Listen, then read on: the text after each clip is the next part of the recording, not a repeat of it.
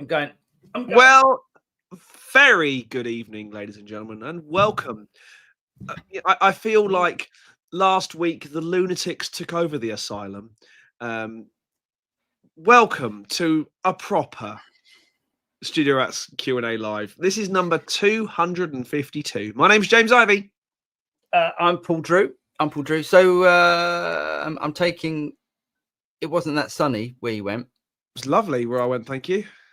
So you just stayed in all day. What No, I was out by the pool. pool. I know what it was. Was it all that leather you were wearing?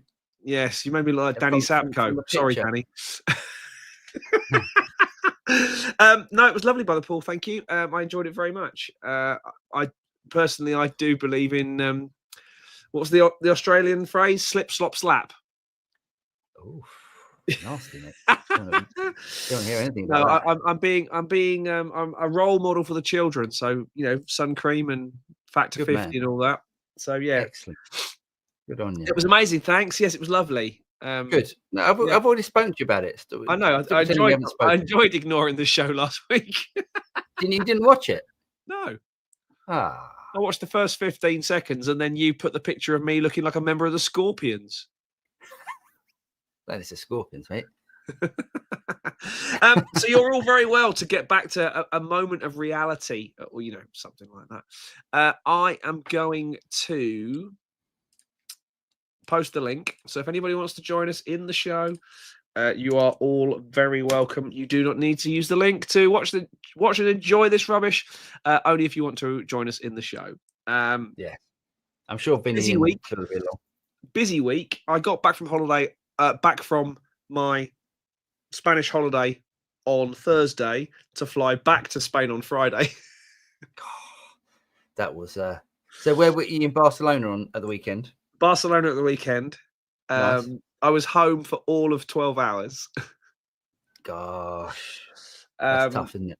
But Barcelona. I love Barcelona as a city. I could move there in a heartbeat. Oh yeah, love Barcelona. Nice. And it was a good competition, but again, early starts and all that sort of stuff. Yeah.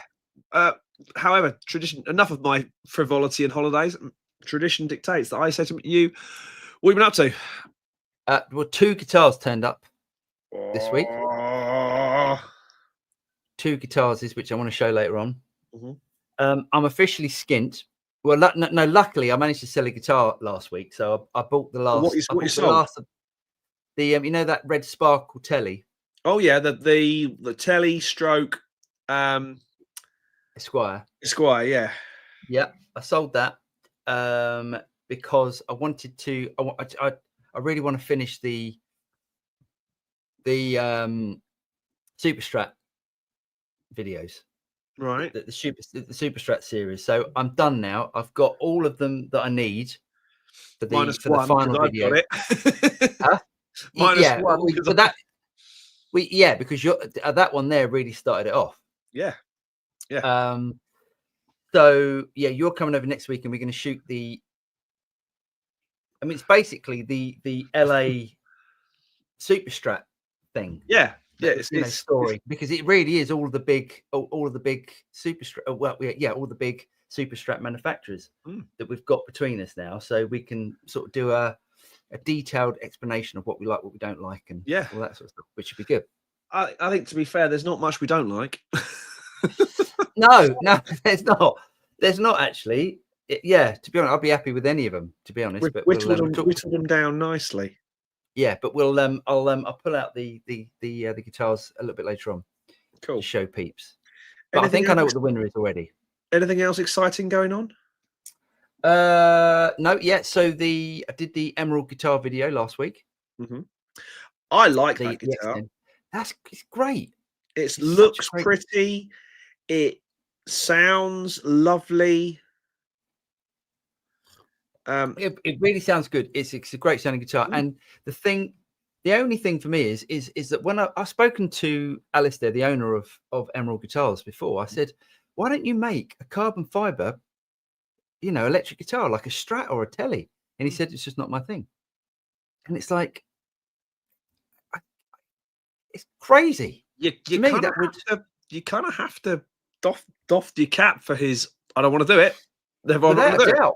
But Without a doubt. But when you build, when you build quite unusual guitars, I mean, some of them are quite standard, like the X10, that I had, and but they do ones with like, it's like an acoustic, and then it's got like harp strings on it and stuff like that. So you'll build that, but you won't build an electric, like a standard electric. And I think if they built like a telly, a carbon fiber telly, God, it would just imagine like a way of like not like a hollow carbon fiber telly, but like a chamber like a what's it called? A lattice work inside to hold it all together. And well, no, yeah, there must be some way of doing something, because like if it was completely hollow, I don't think that's a great option. But anyway, I think it would be amazing. I mean, you don't really get carbon fiber guitars anymore. I mean, I guess Steinberger used to make them, although I don't think it was completely carbon fiber. I think it was just the neck that was Parker Fly's were. Parker Fly was carbon fiber, and the ugliest guitar in existence, but great sounding guitars. Yeah. The thing about Parker Fly is what they did there was they were trying to make the most ergonomic guitar, but they basically went, well, we don't care if it looks shit. We just want to make it ergonomic. And unfortunately, that is a problem.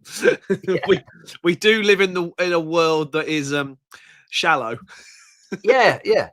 But Parker Flies are great. Yeah. A friend of mine had one of the American ones, and was like great, the full carbon ones. Yeah, great. Pick guitar, because it was so versatile. Great. Yeah, so versatile, and had a sound about it, but it was a great sound. Speaking of people who have a sound about them, and it's a great sound, ladies and gentlemen, Vinny the Axe. Ah, there he is. What's up, guys? Mate? How are you? Good self. Good. Aristides guitars is lined with carbon fiber on the inside, layers of carbon fiber.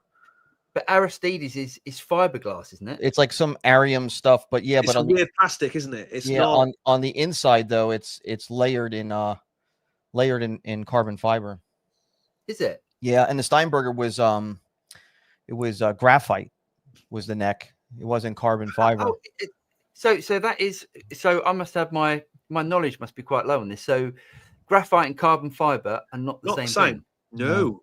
Graphite is a solid, and carbon fiber is a layered up weave thing. Yeah. And it was graphite.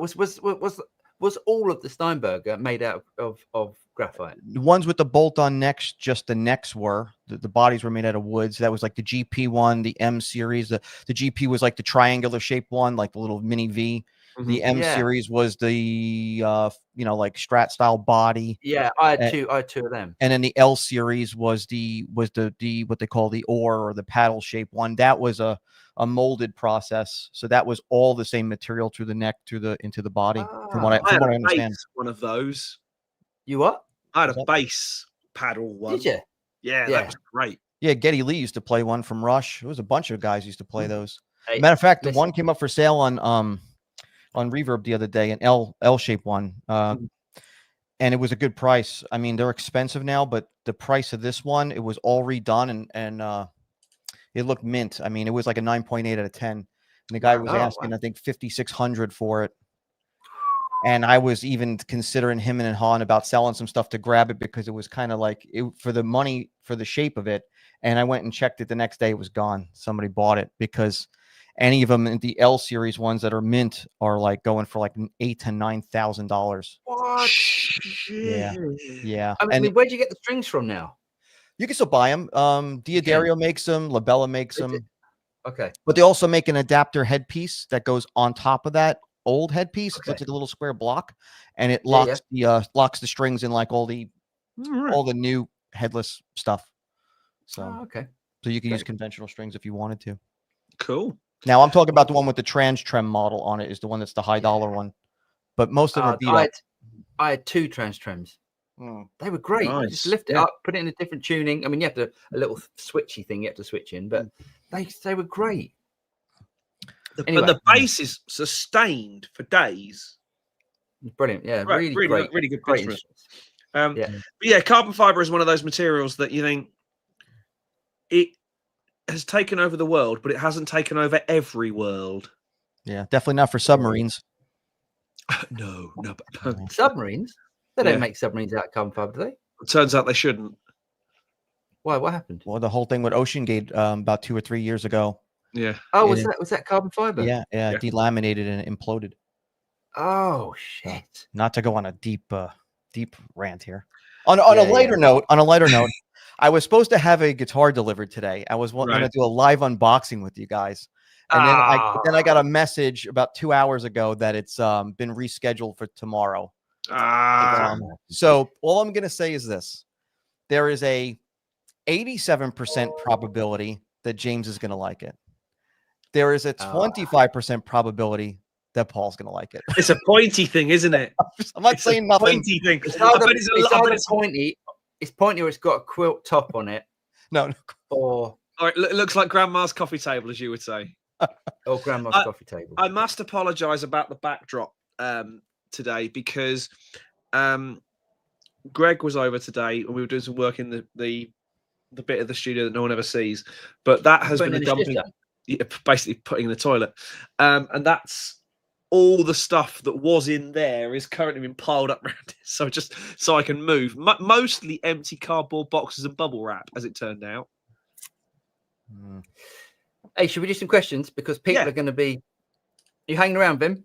If you want me to, I can hang for a little bit. Yeah, mate. Do people not think us chatting wildly is just interesting? Always welcome. Boom, here we go. Lee, hello mate. He says, "Evening guys, can I connect a Buggera PS1 to a Katana 100 Gen 3?" So a Buggera PS1 is the power soak. Why would you? I'm just trying to think. You would never want to do that because the Katana, being a solid state amp, doesn't change its tone with volume. Yeah, that's what I was going to say. I don't have one, but can't you just get the same sound at a lower volume because it's digital, right? So well, but he's saying, can I connect Buggera to the Katana? So does he mean connect the Katana to the Buggera? Yeah, I mean, yes. If you're talking about plugging the Katana to reduce the volume, there's no need because the Katana's got a master volume on it. It's not a valve amp. Plus, it's a solid state amp. I probably wouldn't plug that into an attenuator. I don't know if there is any issue with plugging some attenuators do allow you to plug solid state amps in. I know some don't like it. I've never had a problem doing it. I know, but I've done it with people. I did it with an aux, for example, to get me a stereo output through stereo effects. Oh, that's a cool idea. Yeah, but the Buggera wouldn't do that. So no, what's the point in that? No. Yeah. So that's why I did it with an aux, and it was absolutely fine. Yeah. But Lee, explain a little bit more. Yeah, Lee, explain a little bit more what you're trying to do, and then. But if you're plugging the Katana into the Buggera to reduce the volume of the Katana, there's no point. No. Pet, he said, "Evening tulips. Lee's gone quiet since his faux pas with his plums. Game on. It's true. It's true. I don't know where Lee is. Poor Lee. I think Lee's embarrassed himself by buying some fractal gear, then selling the fractal gear to buy Boss gear, and then selling Boss gear, and then buying Valiton something. Now he's running 2 PV Bandit 112s with a Rocktron Chameleon. I had a Rocktron Chameleon. They were. I did too. That's why I said it. No, he sold everything. He's got a Korg Pandora attached to his strap. Yeah. With a 3.5 second patch change time. Yeah. A Zoom 9000 and was it a 9001 or 9002, whatever it was? No. Let's cut him some slack. He's bought himself a Rockman. That's it. He's doing it all with the Rockman. Right. Well, it would sound great on anything. Yes. Jeff, good morning from Brisbane. The sun should be up in about an hour, and thankfully I'll start to warm up from the 9 degrees that's lurking outside. Hope everyone's happy and well. Woof. I always thought it was hot over there. 9 degrees, yeah. Anton, hi Rats and Chat. Hopes all are well. And you, Anton. Daniel, good evening. Rat Pack from sunny and warm. It's always sunny and warm, according to Daniel. North Carolina, 28 degrees. Nice. Very nice. Very nice. JP, good evening. Evening, JP. Mr. McQuillan. See, I'm chugging on his cup here. Oh, I wonder what you say there for a minute. I got mine. Yeah, go and check out David's shop on Reverb. The Highland Plectrum Company sells these awesome plectrums. Everyone's got them. They're well worth buying. They are absolutely awesome. Chris, evening, all evening, Chris. Jeff, slip on a shirt, slop in some sunscreen, and slap on a hat. Damn right.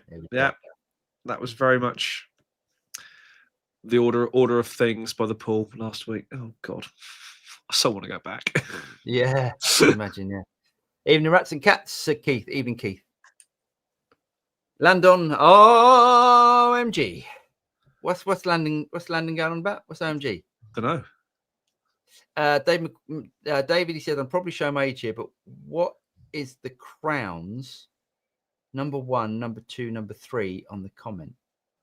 Oh, that came up last week. What's the crowns? I forgot the answer for that. Phil had it. It was something about what? I'm confused. Engagement or something. When somebody engages more, it pops up or something. I could be wrong. Oh, yes. We can't see it. I haven't seen it yet because I can't see it. So I don't. Yeah, I guess the more engagement you do on the chat, we don't see it. I think it's a YouTube thing. The more engagement you do, the bigger your crown. Nice. I guess something like that. Nice. Gregoire from Adventures in Gearland. He says, evening, I hope everyone is having a great week. To preempt the news, down with Music Tribe. Yes, we've got that in the news, mate. Yes. All going on. Landon says the Studio Rats, I'll buy the Tyler for $1,000. Is that $1,000 Canadian dollars? I think he is in it. Yeah. I'll buy the Tyler. Yes. Yes, for $1,000. Yes, mate. Yeah. Yes. Actually, I do need a Tyler because I put the bathroom in. That guitar, honestly, the Tyler is just outstanding. Graham. Evening, rats and everyone. Yeah, Landon's got one. Landon's got one ordered. All right, nice. Tyler. Nice. So yeah.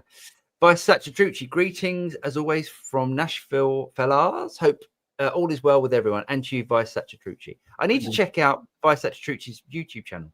Yeah, to remind myself. He's got a nice channel. He's a really good player, man. Does really good reviews. Yeah, I've heard. Yeah. JP, David McQuillan. I think it's who has posted the most in the stream. It shows the current top 3. Oh, nice. Thierry, greetings from Belgium. Greetings, Thierry. Hope you're well.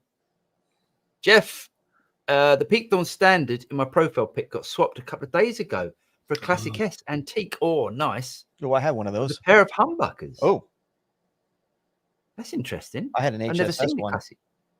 Huh? I said I had an HSS one, but not a. Oh, you had a Classic S Antique. Yeah, and it was relic. Nice. So it was. Yeah, nice. It looked a little bit. So we could say for Jeff, Pete's tones weren't working for him. Pete's tones. I love Pete's tones. So funny. And can't believe I got that wrong. Oh, there we go. I guess the Pete Tone handle won't be making another appearance in the comment section for any time. Yes. We'll always, hey, I don't mind. Mocking ourselves or mocking myself. I love Pete Stone. It's a good thing I was here to decode for you that day. Yeah, thanks. Well, that'd still be going on. That would do it. It would. Yeah.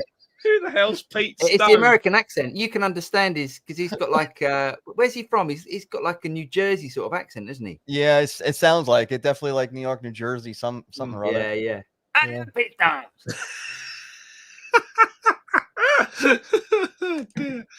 Mr. McGuillan says, JP. Yeah, there's chat going on. Yes. Jim, I had my volume pot lock up where I could not turn it on my practice Ibanez Geo Fat Strat. Never had this happen before. Well, I imagine the Geo is probably going to be, they're not going to be using the sort of components that they'd be using on the more sort of high-end stuff. Mm-hmm. So it's always worth, I think, if you love that guitar, might be worth, just replacing the pots on. Buy yourself a can of deoxit and try spraying it. That's true. And then turn it, because you know what? A buddy of mine just bought a brand new guitar over here and the 3-way switch was locked. Like I Ooh. literally was trying to switch it and it just seized shut, and I was pushing on. I'm like, I'm going to snap this thing right off. So I said, you know what? Let me go get some deoxit. I sprayed it real quick. It loosened it right up and it works great. So it could be an brilliant. easier fix for you before you start changing pots. Yeah. There we go. Well done, mate. Good work. Duncan Rene, he says, evening guys, Emerald Guitars guy built the Ultrazone guitar. Was that the only electric they've ever built? Kind of hard to build a telly to follow that, I suppose. Well, yeah, I mean, so I've done a video on the Ultrazone guitar where I was playing it. It is impossible to play. It's the hardest guitar that I've ever played. It's just ergonomically because it wasn't designed. And you played some of mine. Huh? Yeah, and I played some James. Yeah, because it wasn't designed as a playing guitar. It was designed as a Steve Vai album cover. And then, you know, Emerald built the Ultrazone. You know, an exact copy of that. You know, for Steve Vai. And I played that guitar. It's so hard to play. And I think Steve Vai, when he was doing that tour or the tour after, he brought it on for one song because obviously it's incredibly difficult to play. Alec, evening rats. Hope you're all doing well out there. Hello from Italy. Hi, Alec. Hope you're well as well, mate. Oh, love me some Italy. Yeah. Do you fancy going out? Do you fancy just nipping out to Greece or something? We're just going on a little work trip or something. Surely we should do Italy. We should go and see IK, Mezzabarba, Bara. Yeah. All those Italian amp manufacturers. I like how you guys say nip out there. For us, it's like an Indiana Jones trek, you know, across around the world to get anywhere. Yeah, it's like you going over to Cuba or something. Yeah.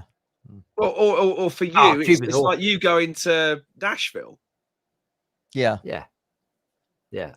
Actually, Nashville's probably further, isn't it, for you? Nashville's what, a couple of 1,000 miles? No. Nashville's probably about, I want to say 8 to 9 hours from here, I think. To drive. Yeah. Actually, Italy's closer. Italy's quite a lot closer. That's probably up to the top of Scotland, isn't it? 8 or 9 hours. Nothing like to drive up to the top of Scotland. It's only because our roads are so appalling. It's it's motorways. Yeah, it's not great. Not great motorways. Anyway, our roads. JP, please help settle a heated debate amongst friends. If you have a tuner plus wah plus octave plus compressor, then in what order are you placing the 4 of them and why? Ooh. I'm going to add a quick caveat in here. Does the tuner have true bypass? That's important. Right. That's important. So let's go through it. So if the tuner is true bypass, I'd actually, it doesn't matter. It doesn't. Yeah, if it's true bypass, it doesn't matter. But I'd still put it in number 1. Well, let's just say let's negate that problem and put the tuner at the end. Okay. Yep. Actually, no. Well, it depends. When you say octave, do you mean like a fuzz, like an octave fuzz? Because you don't want the tuner after the octave fuzz. No. It will mess it up completely. This is really confusing. So the tuner would have to be true bypass. Mm-hmm. I say wah first, always, almost always. Okay, so here we go then. So if you've got the wah, then you put the compressor after the wah. You're going to be compressing the wah signal. Well, that's going to hurt. So that's going to change the sound of the wah. So do you want to compress the wah or compress the guitar going into the wah? Well, I think it's one of those things where I wouldn't have that compressor on at the same time with the wah. I don't know. I'm not one of those people that run compressor all the time, always on, like an always on thing. So I know some people are into that. I just think it affects other things sometimes. Yeah. Very much. Yeah. For me, well, let's say, go on, James. Go on. For me, it would be just to kind of go in. The way I would set this up on impulse would be tuner, wah, comp, octave. I would go tuner, compressor, wah, octave. And Vinny, you'd go wah first. Yeah, because some wahs are finicky. They like to be seen first in the line. So I don't know. I've had weird experiences with some wahs that that it doesn't matter. Like I've had Morley's, you could put them wherever you want. It doesn't seem to Yeah. matter as long as you like it. And then I've had some vintage style wahs that just want to be seen first, and then they compete with the fuzz. So if you have the fuzz, you know, like yeah. So okay, let's negate any issues. Let's negate any issues with like impedance problems. So like having to go first. Like think from like a sound point of view. Think if you had like an Axe Effects, and you could put anything in any order. Well, I think your order, Paul, is on point then by getting that that compressor before the wah. Yeah, because if a wah, once it reaches that peak, the compressor's going to go. It's going to smash it. It's going to smash it, which could work. Or it's going to open it up so it becomes deafening. Depending on... Yeah, that's very true. Yeah. But it could control it, couldn't it? Anyway, yeah. Lean, sorry. Hi guys, one question. Why does a pedal like a tube screamer combined with a JB, for example, end up making it feel like using a wah pedal? It's exactly how I feel. Well, we've had many conversations, Paul, right? On me ripping out JBs in almost every guitar I've ever had. Me too, yeah. It's got that nasally mid honk thing going on, and then the wah, just the tube screamer is a mid push pedal, and it just pushes it over the edge. Exactly what Vinny just said. It's exactly what Vinny just said. Yeah, the JB is a very mid-focused, high output pickup that I've never got. I never liked the sound of it. And yeah, and as Vinny said, a tube scream, especially through certain sort of amps. If you're not using a tube screamer with something like a Fender, which is replacing that mid, the mid scoop, so the tube scream is compensating for that, then I wouldn't use a tube scream with any other. And that's the same thing with using a tube screamer with certain amps. You got certain amps that are very mid-rangey, or speakers, I should say, with combo amps that are very mid-rangey or very honky, and a tube screamer doesn't jive with them sometimes. But if you have a mid-scooped kind of speaker, the tube screamer adds some fun. So, in my opinion, I don't know. Yeah, I would say just take out the JB, go and get like a PAF style pickup, and you'll be so much happier. Yeah, go with that. Session Gold. Hey Rats, I added MXR Rockman to my pedal board, and suddenly my Source Audio Collider doesn't turn on anymore. Seems like a power supply issue. Using the True Tone CS12. Any tips? I've got a CS12. Let me go and get my CS12. I'm gonna have a look.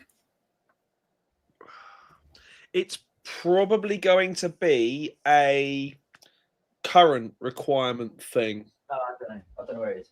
I've had the same thing happen. I have an old Voodoo Labs 2, and I had 3 Strymon pedals on it, the smaller ones, and they were just shutting down. One was shutting down all the time because it didn't have enough power, enough juice going to it.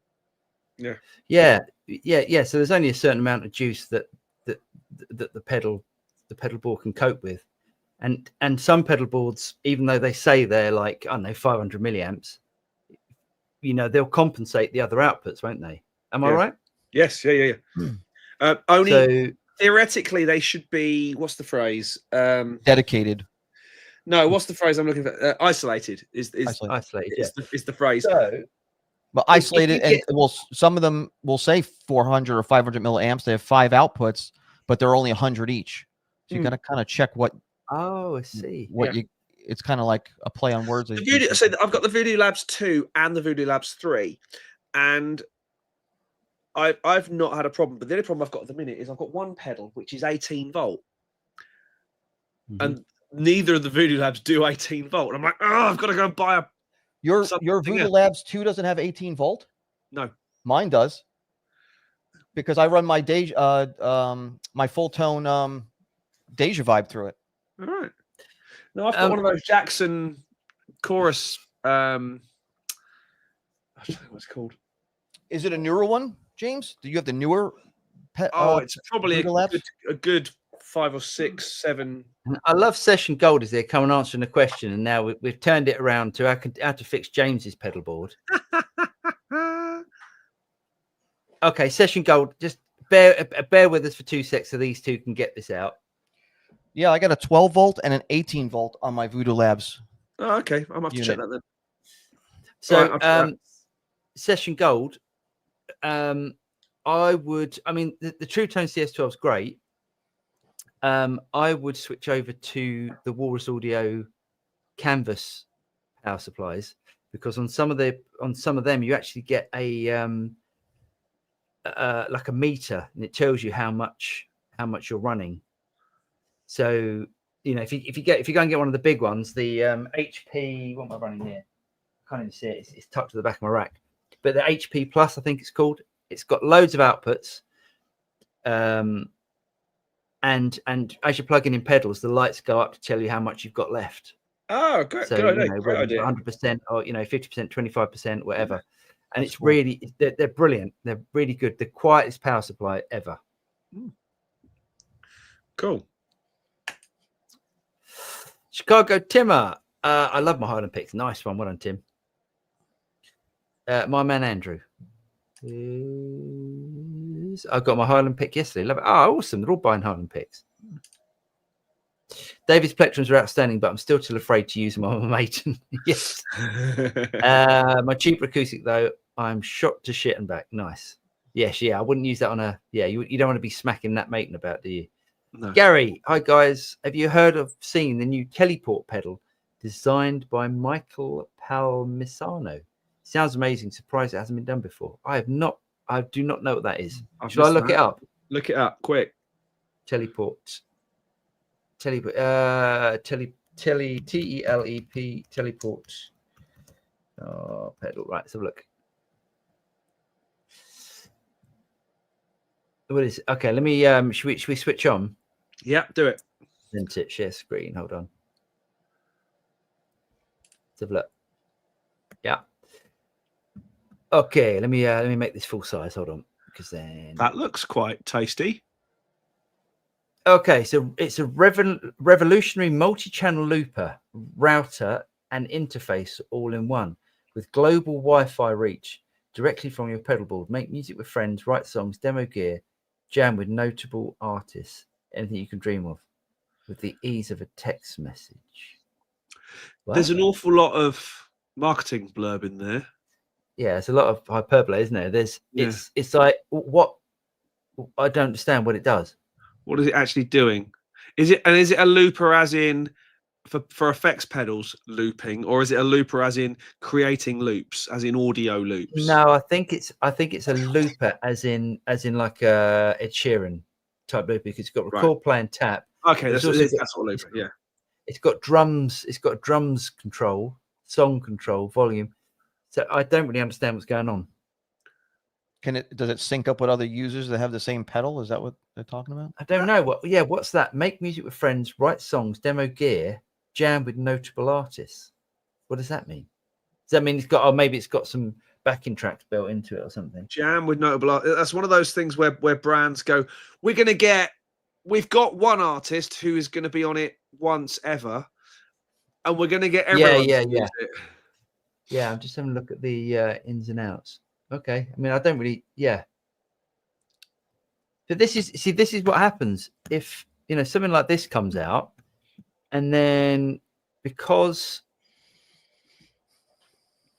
it's a classic. This is exactly what happens with these smaller guitar companies or smaller companies. They don't employ, I hate to say the word, but they don't employ YouTubers to make videos about it, so no one knows about it. Yeah, and they expect the marketing to be done by word of mouth, and it's never going to happen. See, look, all the videos here are by Michael Palmisano. So all the videos are done by him. It's never gonna work. Send us 2. Sorry, stop sharing. Send us 2, and we'll try it. Because that way we can, if there is a kind of a collaboratory online thing, we could try it. I mean, they're not going to watch this. Yeah, there's loads of guys that are great at the looping thing. It baffles me. They spend all this money on the product, and then on the R&D, and don't think that the But that's tech geniuses, isn't it? That's tech geniuses rather than marketeers. Yeah, you need to spend. Have they answered a question have they answered a problem that's not there? And that's very often the problem. But what is the answer? What's the question? What's the answer? I don't know what it is. No. I don't know what this is. The website's so vague, and it's just, and so I can't remember what the rule is, but you're supposed to spend so much on R&D and so much percentage on marketing. Yeah, and that's how things work. Yeah. I mean, if it's interesting, we would love to have a look. Yeah, I'd love and to. Send us a couple, and we'll try it. If it's one of those things that we could make work, then we're pretty broad-minded when it comes to working with little companies, because we want to help out the little guys. Yeah. Boom.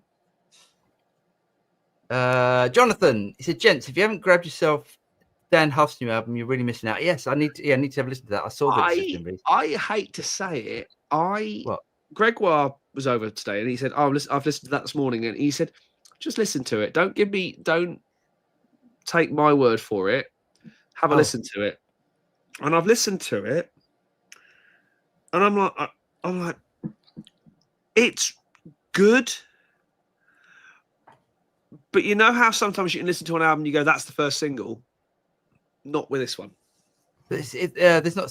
They're all instrumentals, aren't they? I know, but it's not. There's not a melody or a tune that jumps out and goes, "That's the one I'll remember." I was trying to find some sound samples of it because I was going to buy it on vinyl, because I'm not running CDs anymore. But because they sell a vinyl copy, but I figured I could hear some samples of some of the tracks before I spent the money on it, but I can't find any. It's Dan Huff. You just got to see. The guy's a genius. It's got to be good. Yes, he's a genius, but left me cold, should we say? Oh, sorry. There you go. Keith, apparently it's XP Isle of Wight. I was thinking that. Yeah. XPIW, get points for spam. I don't even know what that means. I've not got a clue what that means. In own words? I don't know. It's always best not to use acronyms for us. You get experience. In other words, you get points for spamming the chat. Right. Okay. Oh, okay. Yeah. Oh, thank God I played Dungeons and Dragons. I know what XP means. T Jackson bought a used FM3 and love it. Oh, well done, mate. Good buy. That's very good purchase. My one's here on top of the. Trying to get Vinny onto this. I know. I was just going to say everybody in the chat's going to have one except for me. Chris, any ideas what the Line 6 event will be next week? Just a party or software or hardware? So the guess is it's going to be the new Helix. It's got to be. It's been long enough, isn't it? If it's not, if it's another like a flex tone amplifier or whatever, can you imagine? I'll just be like, come on. I hear you scream from all the way over here. Or they've done a new Variax. They've teamed up with Tyler again to do it. James Tyler to do a Variax. That please no. That to me, we watch as we see Tyler had this sort of plummet. Tyler had this before they did that. Tyler was at this sort of cool level. You just go, wow, it's got James Tyler. And then they went, what? Line 6? It might be an all-in-one guitar with like a 6-inch speaker on it. Yeah, and tones, yeah.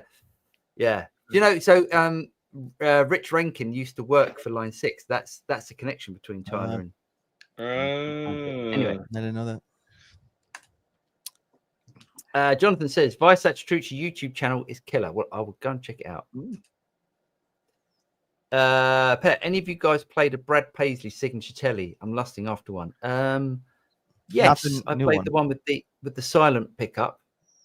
So it looked like an Esquire, but had the I think they call it a stealth pickup. Yeah, under the bridge, under the scratch plate, under the scratch plate. Played one of them, but I haven't played. Yeah, I love the new one. I think it's so good. I know it makes me kick myself for selling my Fender custom shop that had the black painted over the pink Paisley. Oh. Should have kept that. I should have just gutted the pickups out and did my own thing with it. But yeah, but I know what you mean. The having a telly bridge and a neck humbucker that's a weird thing. The neck humbucker. I don't know what goes on with the custom shop sometimes. It's their choices of pickups are really odd. Like it was a Wolfgang EVH Wolfgang neck pickup, and it sounded really muddy and not articulate at all. Yeah. And I and you have to, like with those guitars, it's my opinion that if you're going to pull the pickups out, you better be keeping it, because you know how people are, they want the original whole thing if you go to sell it. So I just wind up selling it. And yeah, I don't know. Same thing with the JB, which came up earlier in the questions, right? Every one of the Fender Custom Shop HSS I get is a Seymour Duncan JB in the bridge. Yeah. And everybody says, oh, well, that's everybody had that. Yeah, because there was nothing else back then. There was only super distortions in that. It wasn't a lot of variation like you have now. And they put a standard Seymour Duncan JB instead of the Trembucker spaced JB, which would line up better with the Fender bridge strings, and the pole pieces would be aligned. Apparently, that's only cosmetic. Apparently, but my thing is I don't think Seymour Duncan would make a Trembucker and DiMarzio would make an F spaced if it was just cosmetic. I don't, my opinion. The other thing is I figured out why they use the standard, and this is just me guessing, but I'm probably on the mark here, is their pick guards are all cut out, right? Pre-cut out. And the Seymour Duncan Trembucker is physically wider than a standard one, unlike DiMarzio, where an F-space DiMarzio is the same outer constraints as a F-space and a standard are the same outer constraints on a DiMarzio. But a Seymour Duncan, the Trembucker spaced, is wider by a few millimeters or whatever than a regular Seymour Duncan, and it won't fit in the pickguard. Run into that twice already. And I'm looking at all my Super Strats, and everything's lined up perfectly. Yeah, everything's lined up. So yeah, interesting. Yeah, JB in a. Some people like it. The funny thing is, though, that I've been going on about wanting a Strat or a Telly with a neck humbucker forever. Because I really like that sort of bluesy, more openy sort of tone that you get. Well, it depends on the pickup, I guess. You know, like what I did with mine is I bought a Lawler Telly pickup, but it's in the shape of a humbucker for that guitar. Nice. But when I try to wire it in, it would not jive. It was out of phase, no matter how I changed the wiring around. So I eventually just gave up on the process and pulled it out, put it back to original, and then sold it. I think there's a reason why you don't see many Strats with humbuckers in the neck. Yeah. Alec, gotta love those Tyler. Been using my Beriac 69 HSS, but I've got to give it to the Fender signature Gretch Andy Ferris featured. That thing is just lovely with those pickups and Jazzmaster wiring. Nice. Chicago Tim, he said, aren't we supposed to us fader lube for our pots? Not sure. Are we supposed to use fader lube? I've never used it, if it exists. Now Deoxit makes a cleaner and they make a lubricant, which is probably what he's talking about. Because what it does is after you clean off the oxidation off the contacts inside the unit, the lubrication spray is supposed to protect it. So he's correct in a sense there. We know it as. I'm trying to think of the brand name over here. Well, it's not WD-40 because that's but it's ouch. Oh, I've forgotten who make it over here. So, yeah, there's a particular brand. I just use this stuff. And Deoxit's expensive too. I just use that. The electronics one they make now. The WD is a contact cleaner. Yeah, WD-40 contact cleaner, but it's like AutoSolve do a. Yeah. James, he says, evening rats, will you be getting the Fender Tonemaster Pro anytime soon? As I would so buy your captures. P.S. The Fender Tonemaster Pro is immense. Yeah, it's getting a lot of good press at the moment. Strictly speaking, when it came out, people hated it because it's not a capture device. I think he means it would be patches. Yeah, I think that's what he meant. We have talked about it, haven't we? Yeah, the thing is, there's lots of stuff coming out. We're going to end up a bit skint because there's the new Kemper we've got to go and buy. If next week is all about the Helix, we've got to buy the Helix. I'm trying to think if I know anyone that does. I do know some people that do Line 6 demos. I might ask to see what. I mean, not that I can say, but it'd be interesting to find out what it is.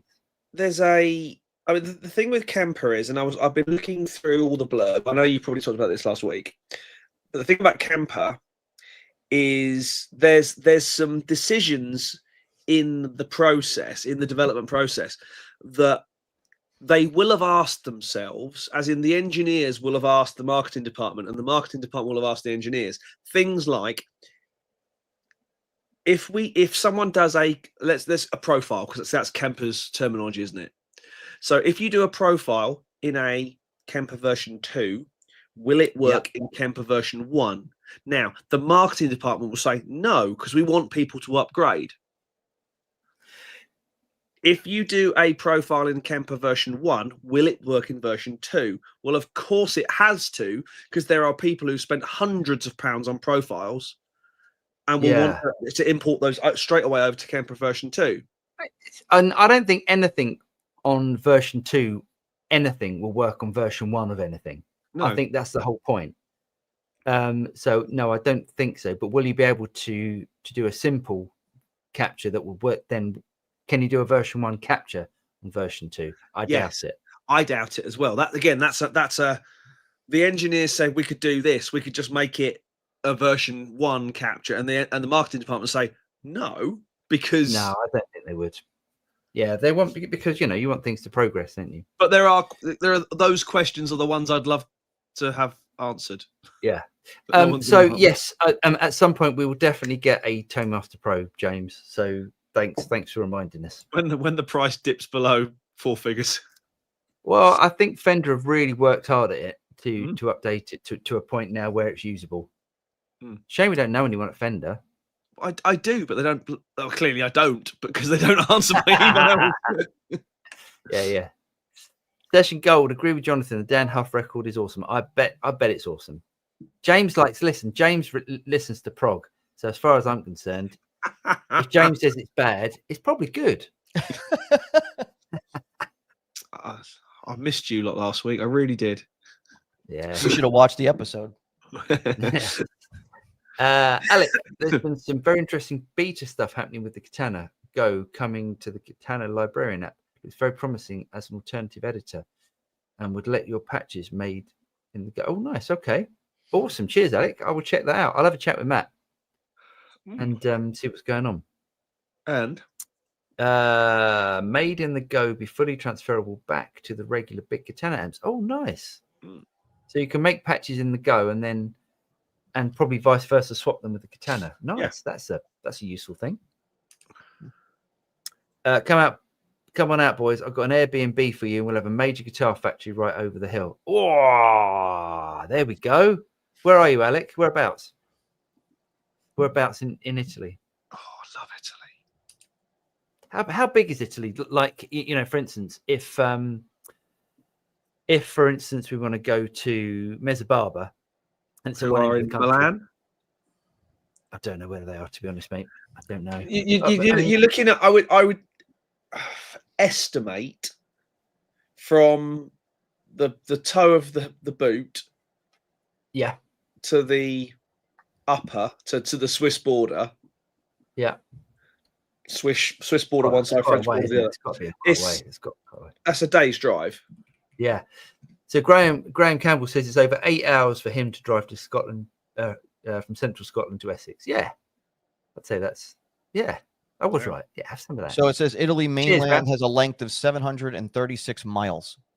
Okay, so yes, it's a day's drive.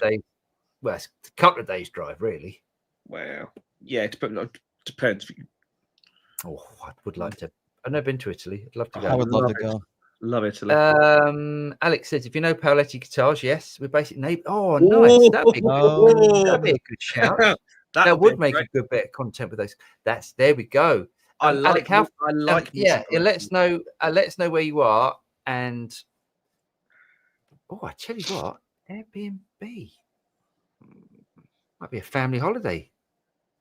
We're looking for somewhere to go. Interesting. Anyway. Yeah, Alex, you've got my email address, haven't you? Or we're in contact over Messenger. Yeah. Pet, speaking of a compressor, why is it so prevalent in country music, and why would you want it on always versus intermittently? I think it's so prevalent in country music because of the hybrid picking thing. So if you've got, you've got pick attack and then fingers. So I imagine, and I don't know for definite, I imagine it's to compensate for variation in level. yeah. I would have thought. That's what I would have thought. But And although it's the tone of it. I was going to say, there's the argument. Compressors do two things. They're a dynamics process, as in, so if you've got lots of variation in your finger picking or whatever, you can even it out with a compressor. But people don't necessarily use a compressor just for its dynamics processing. In doing that dynamics processing, it adds a tonal characteristic, often thickening, and that's why people use compression on vocals, because it adds a sonic character to the tone. So there's a bit of both in there.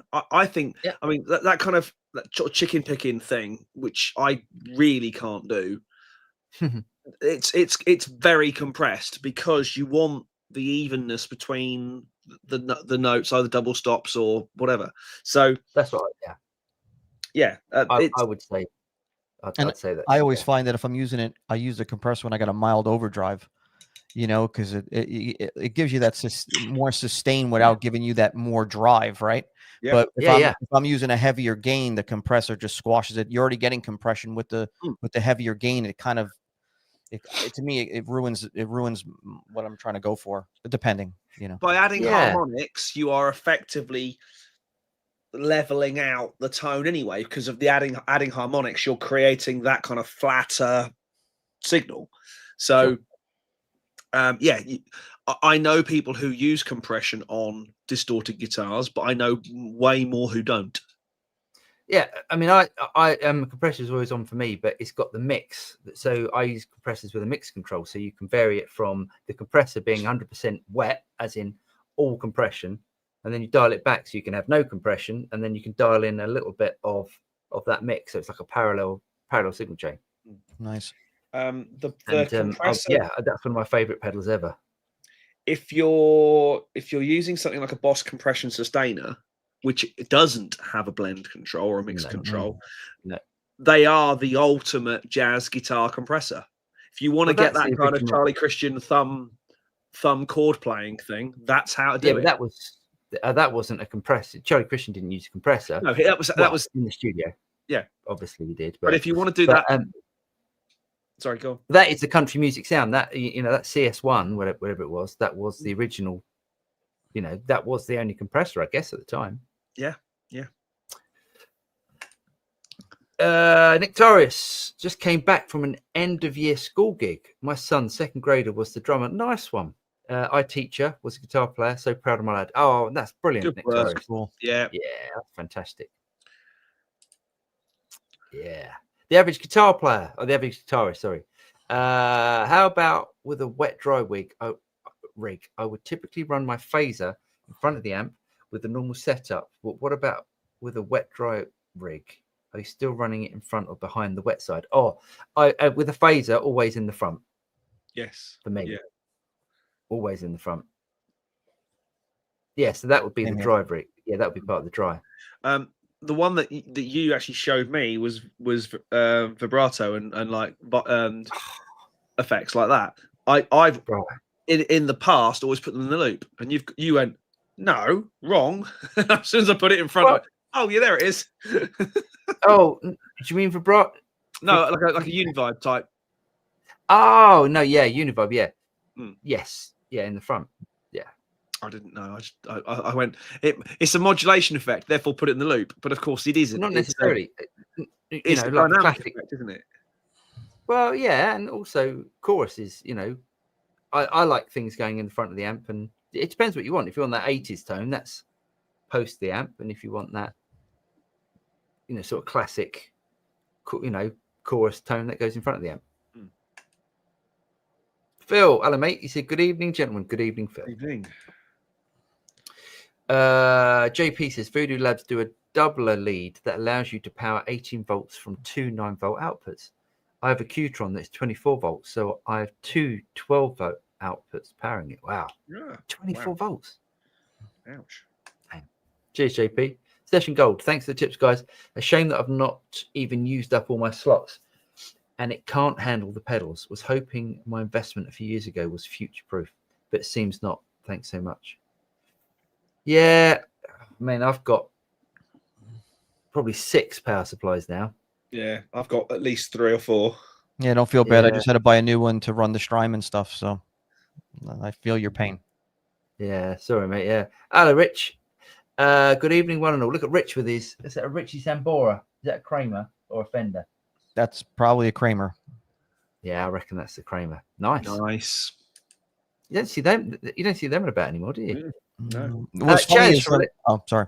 I was gonna say no, go on. Back in like the early 2000s, Music Yo was carrying a bunch of branded, not off branded, I should say, like sister branded Gibson stuff, and they came out with the Jersey Kramer with the stars and the fretboard. They came out with a series of Steinbergers.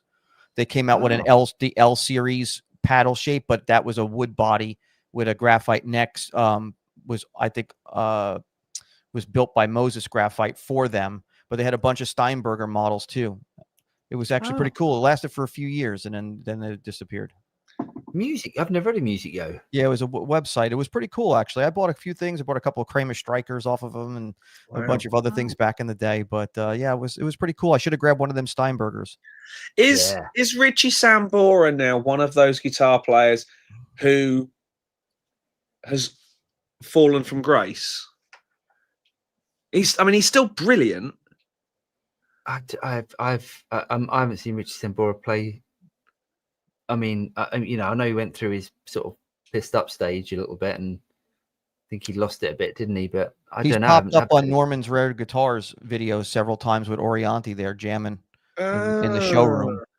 Yeah, he was great. I mean, he's written some legendary riffs as well. Let's face it. Yeah, it's true. I'd give a couple of quid to have written "You Give Love a Bad Name" or "Living on a Prayer" riff. Yeah. Blue Note, evening Blue Note. Chloric. Hello, friends. I'm buying a real Celestion speaker to upgrade my real 2x12 cab. I use a lot your Philex and Goldfinger captures. Any suggestion? Yes. Oh, cheers, mate. Go on. I know I'm going to say the same thing. You're going to say greenbacks, or a greenback and a creamback combo. Could be fun. Great. That's a really good combination. Nice. There we go. That was 3 of us in agreement. Doesn't happen often. Thomas. Hello, everyone from sunny BC. Welcome, Thomas. Alex says, pretty sure that product is for collaboration across the cloud with minimal latency. Okay. Where multi-musicians are given a workflow for sharing music live back and forth. Not the first idea like that. No, I can't remember. I can't remember the name of the company. It's some animal name or something, wasn't it? Like owl or something. Or there's a few people who've done it. I mean, oh God, what are they called? Source Connect are the ones who've done it in software now. Sure. And it's really good now. It's really tight. Is it? Yeah. I'd really like to. Impressively so. I mean, if you can get the latency down to. I was talking with them at NAMM, and reached out to them afterwards and have heard nothing, which upsets me quite a lot when I can sort of put the work in and stuff. But their solutions are generally very good, but they are software based, so you've still got the inherent A to D, D to A latency of whatever your hardware is generating. Yeah, but you could do if it does the A to D and then the D to A is done the other end. Yeah, but their system does some clever stuff where it counteracts that, so you don't even notice it. Okay. It's clever. Yeah, nice. Keith. Sorry, Isle of Wight. In other words, Isle of Wight. Jonathan, the Dan Huff album is incredible. Got to get it. There we go. I believe you, Jonathan. You can get it on download for around a tenner or so. Paul was so right. It's Dan Huff. How can you go wrong? Absolutely. Next week, Helix is purely a party. Yeah. Top Load Telly. Do you ever expect to see solid state circuits sound and react exactly like tubes in amps? Eventually, I kind of do. Cheers from Alabama. I don't think solid state. I think we're going to get digital. That's gonna do it. It's got to at some point. Yeah, because I mean, my understanding of here we go. It's I've waved. No, therefore it's gonna, yeah. It's going up and down. Yeah, my understanding of the Kemper upgrade is that it is twice as detailed in its capturing, in its profiling. So if a Mark 1 Kemper, oh for God's sake, if there a Mark we go. 1 There it Kemper is. does 500 EQ points in a capture, a Mark 2 does 1,000. I'm glad to see I'm not the only one that uses a trackball. Oh mate, every day. People hate track. Jesus, the worst thing ever invented. No, greatest thing ever. So yeah, my understanding is that it's getting more. It's more and more capture points or profile points. Yeah. So eventually, when it's 10,000 profile points, and we've got the processing to deal with it. Yeah. I remember a time when Jen and I got married. Our wedding photographer shot everything on film because he said it looks so much better. When cameras pass 18 megapixels, then I'll think about going digital. About 4 years later, we were at 24 and 48 and 64 megapixels. And he went, now I can't tell the difference. It's like the 192, 96K debate. When can you tell the difference? Yeah, I still don't think you can tell a difference. I think if you listen to an album, I don't think you'd go, oh yeah, that's a real amp or that's a profile of an amp. I don't think you can. No. I don't think you can tell. I think there is an argument that says when you're building up parts, there's like a fog, if you like, that when you start building up and tracking up with modelers or with captures, you've got to be careful. You've got to shelve the bottom end because there becomes a kind of fog. But I mean, and say for lead parts, one big fat part in the middle. I can't tell. Yeah, I've certainly had people listen to my stuff and go, "That sounds great." And I'm like, "Yes, 11 rack from 15 years ago." Yeah. Blue Note, you're MOT alone, Vinny. Oh, you're not alone, Vinny. Not alone. I don't have an FM3. I'm tempted, but it looks like option paralysis. No, it's all right. Just connect it to them. If you connect it to the computer, it's all good. No, well, all good. But option paralysis is about having too many options, and I completely know where Blue Note's coming from. Yeah. Because I want a 4x12. Oh, there's 250 of them to choose from. Yeah, I like just. I've got the 4x12 you should use on the Axe Effects. There's two 4x12s, and that's it. The good ones. Okay, tell me what they are later, because I'm and it's not like you just go on the 11 rack. It was like turn. You have to go through menus and it's all right. It's a pain. Yes. Anyway, Vice Trucci, Jonathan. I'll get you that 20 quid later. I still owe Vinny 20, so I'm a little short this week. Blue Note. I don't even use my Tonex, so it's to its potential. I've got 3 amp models that I use, and that's it. But that's how you should use it. That's exactly how you should use it. As it turns out, that's how John Cordy uses it. Oh, there we go. Just saying, John was very complimentary of our captures, our Tonex captures. Thank you, John. Thank you, John. Tim, dioxin. Yeah, sorry. Okay.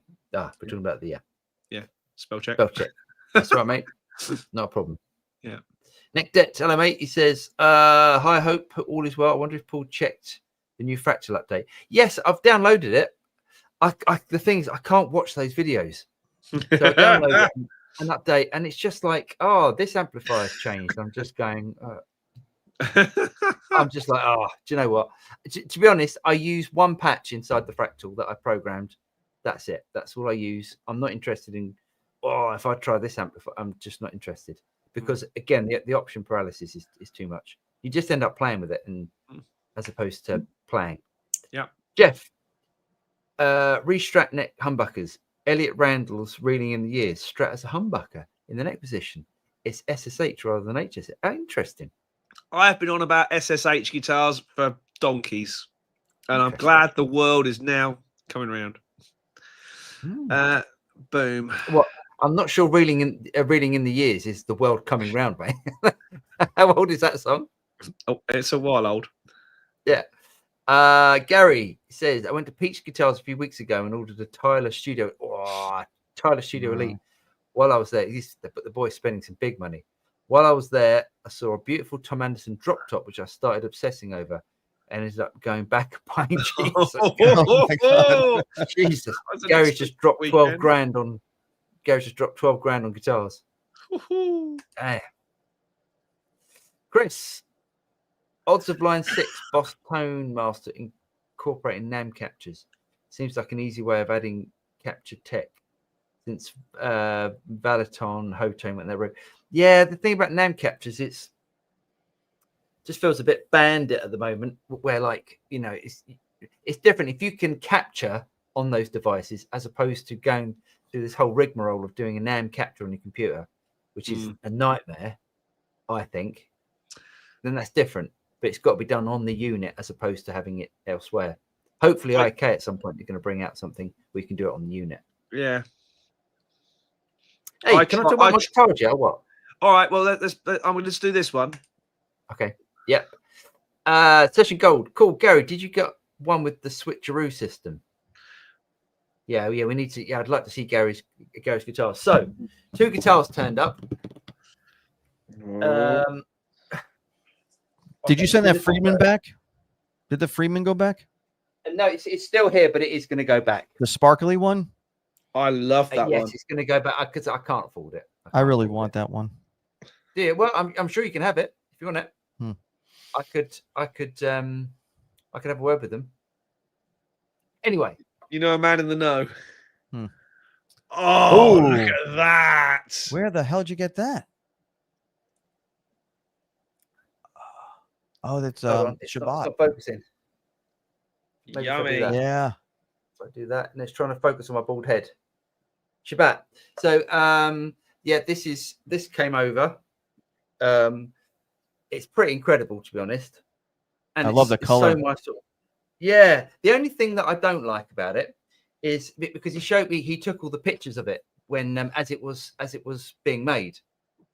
And so it's a complete sunburst underneath, and then the green went over, and I just think they just went a little bit far with that, taking that off, in my opinion.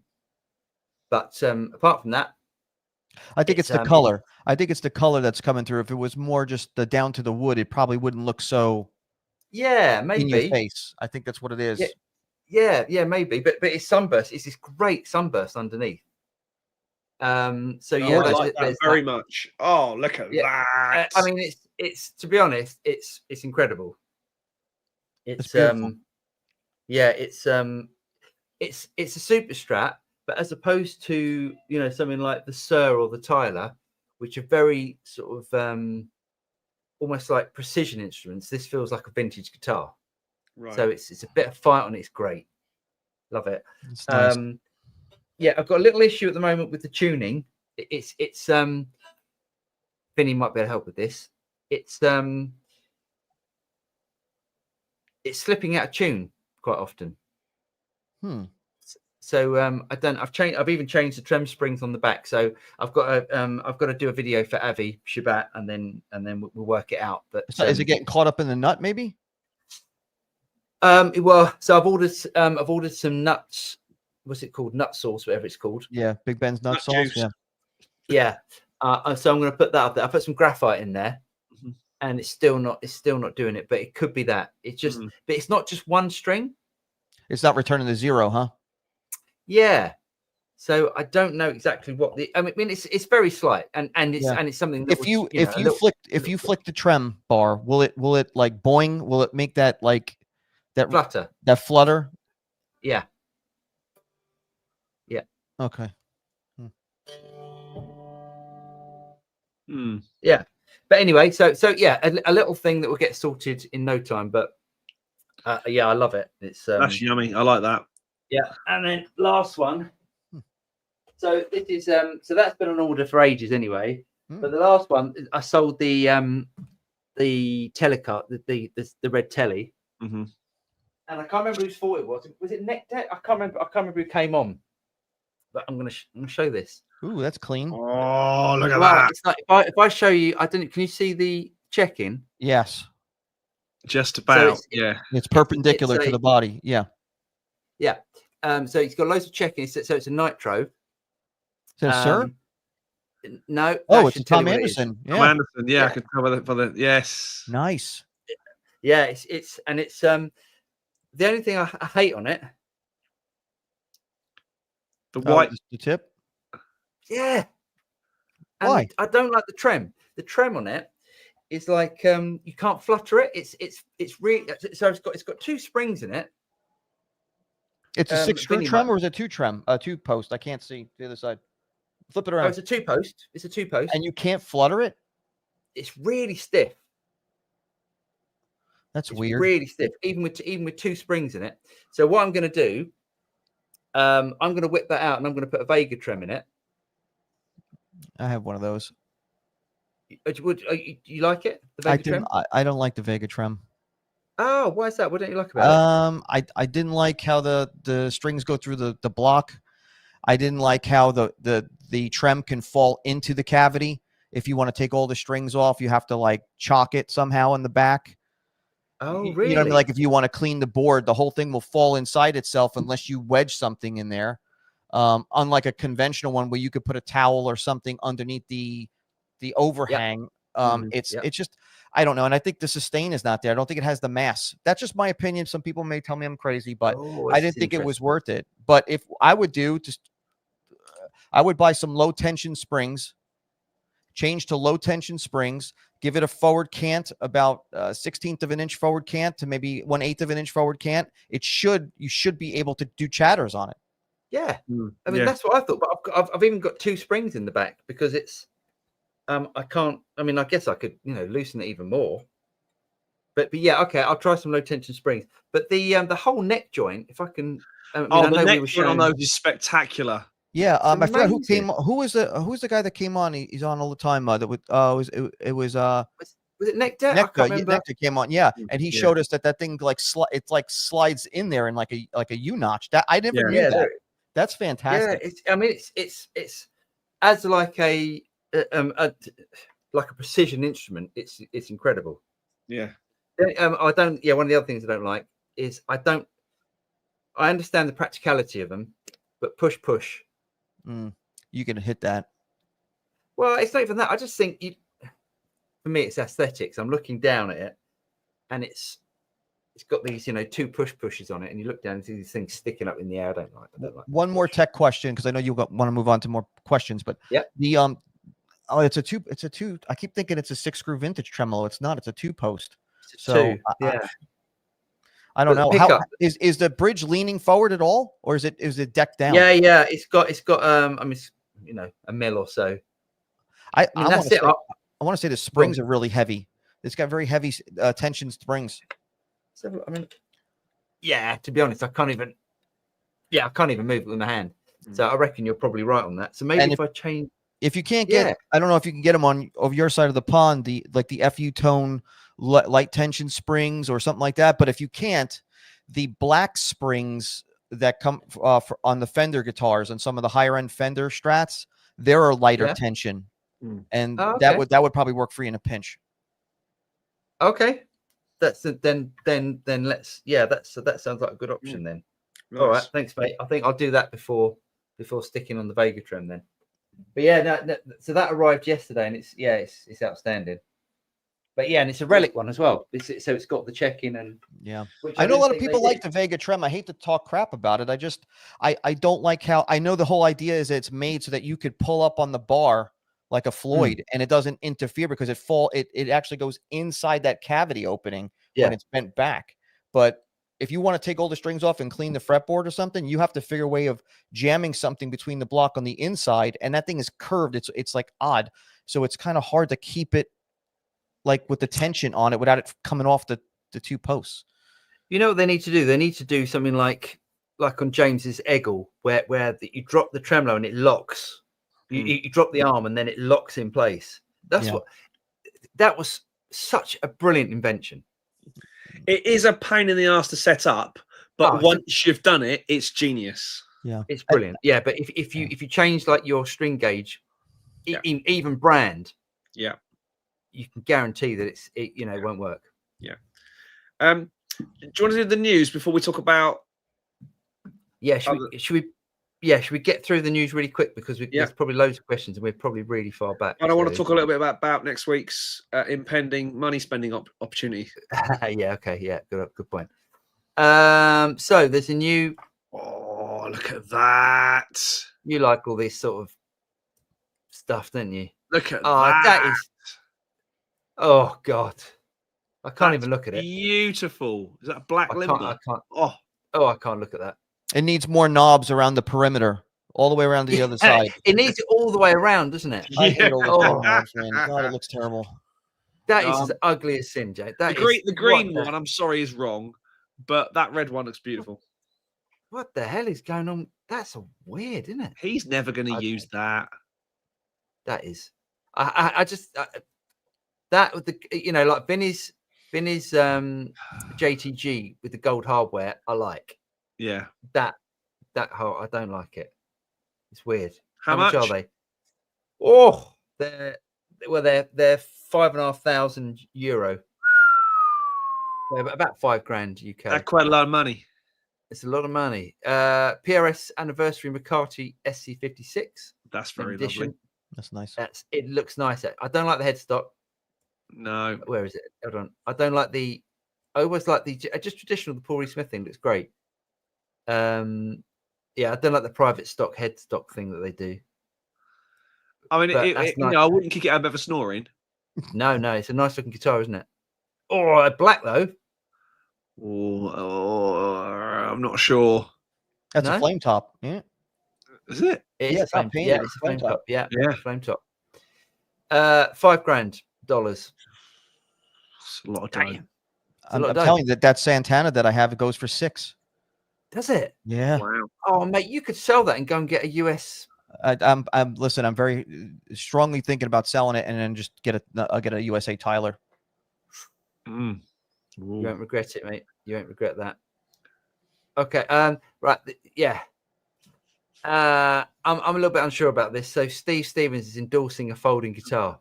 Oh, I interviewed that company, I think at NAMM 2 years ago. Sierra Guitars, yeah. It's got like a huge lever on the back. Yeah, it's a massive great lever. Yeah, it looks like the guy that's going to fire the Death Star. It's got this big thing that comes down and locks, but it was in tune, man.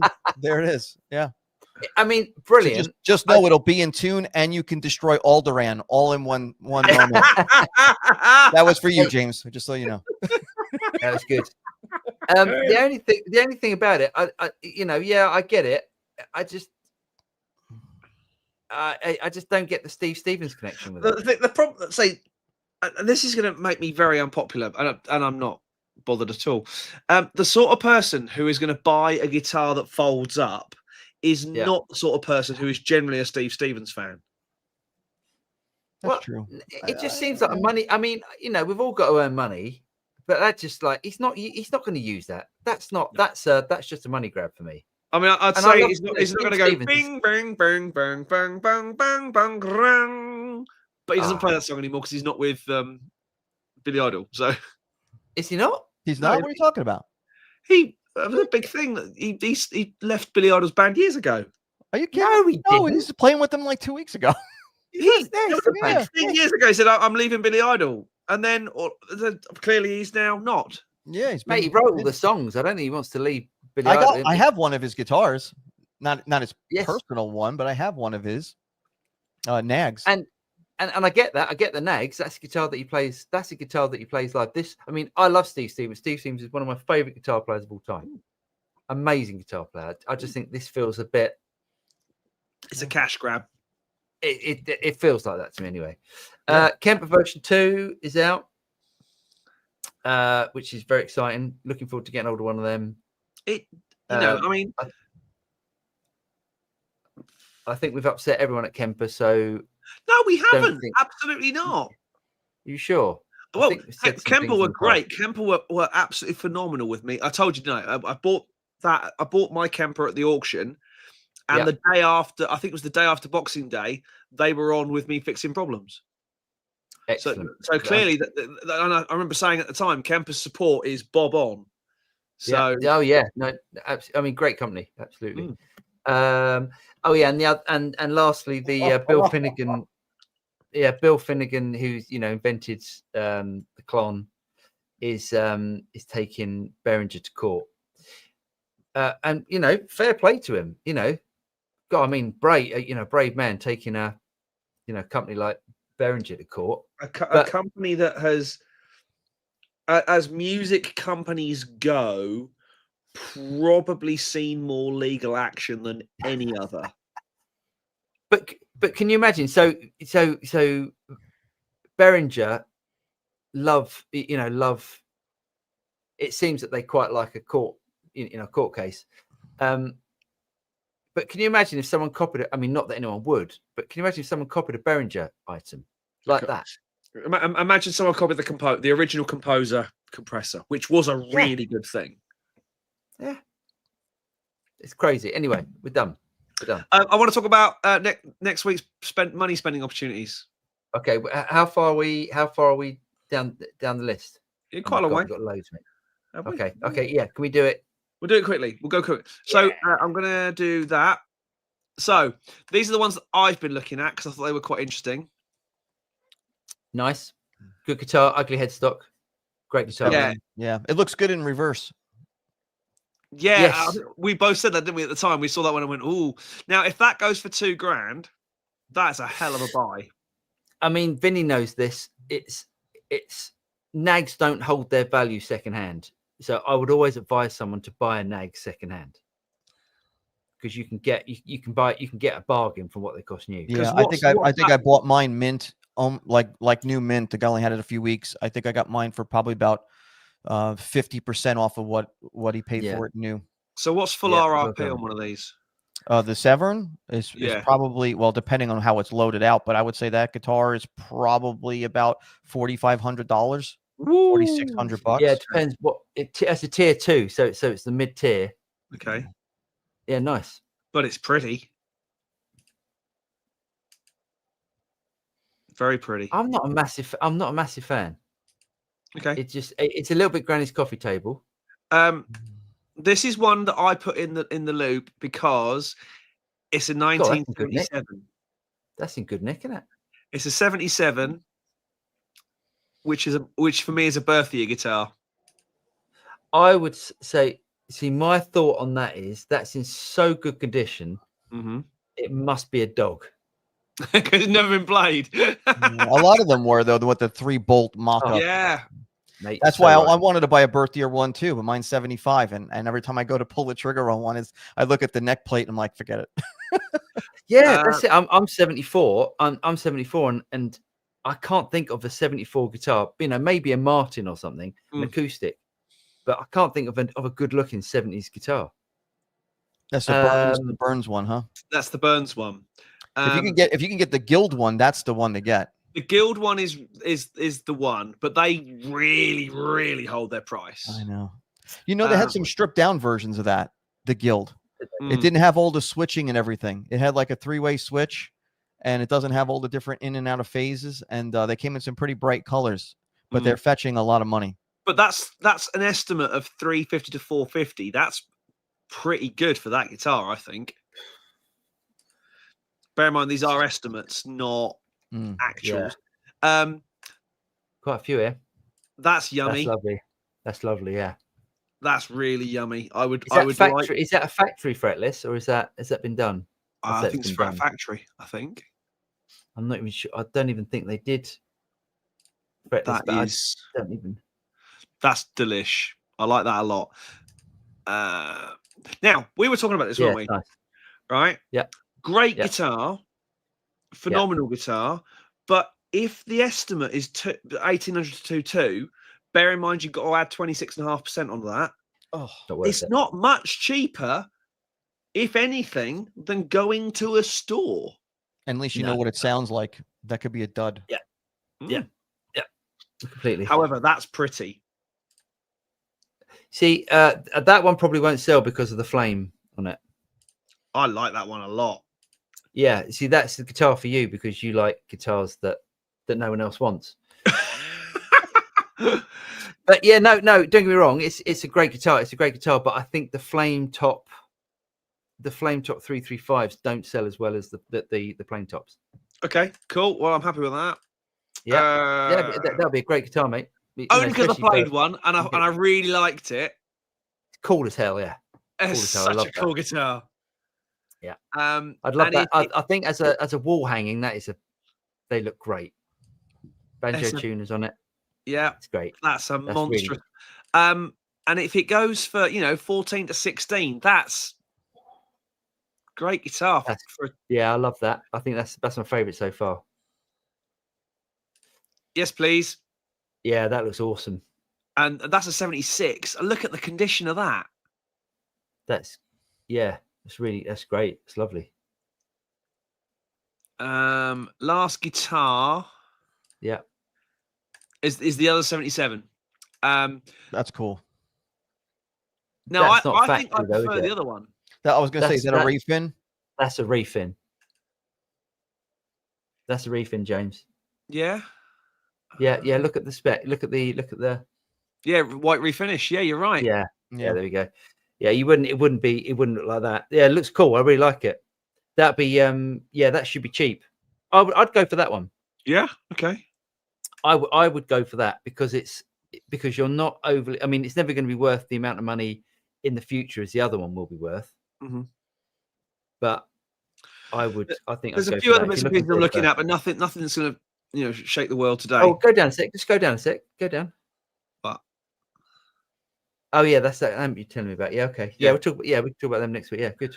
Yeah. I mean, they have really pulled out the stops this time. It's a 5-day sale. God. Wow. It's epic. So at this point we should go 3, 2, 1. Well done, Willie. Willie's in central Scotland too. Nice. Just outside Florence. We used to go to Livorno every other week, which was beautiful part of the world. Most places of guitar interest 2-3 hours. That's all right, isn't it?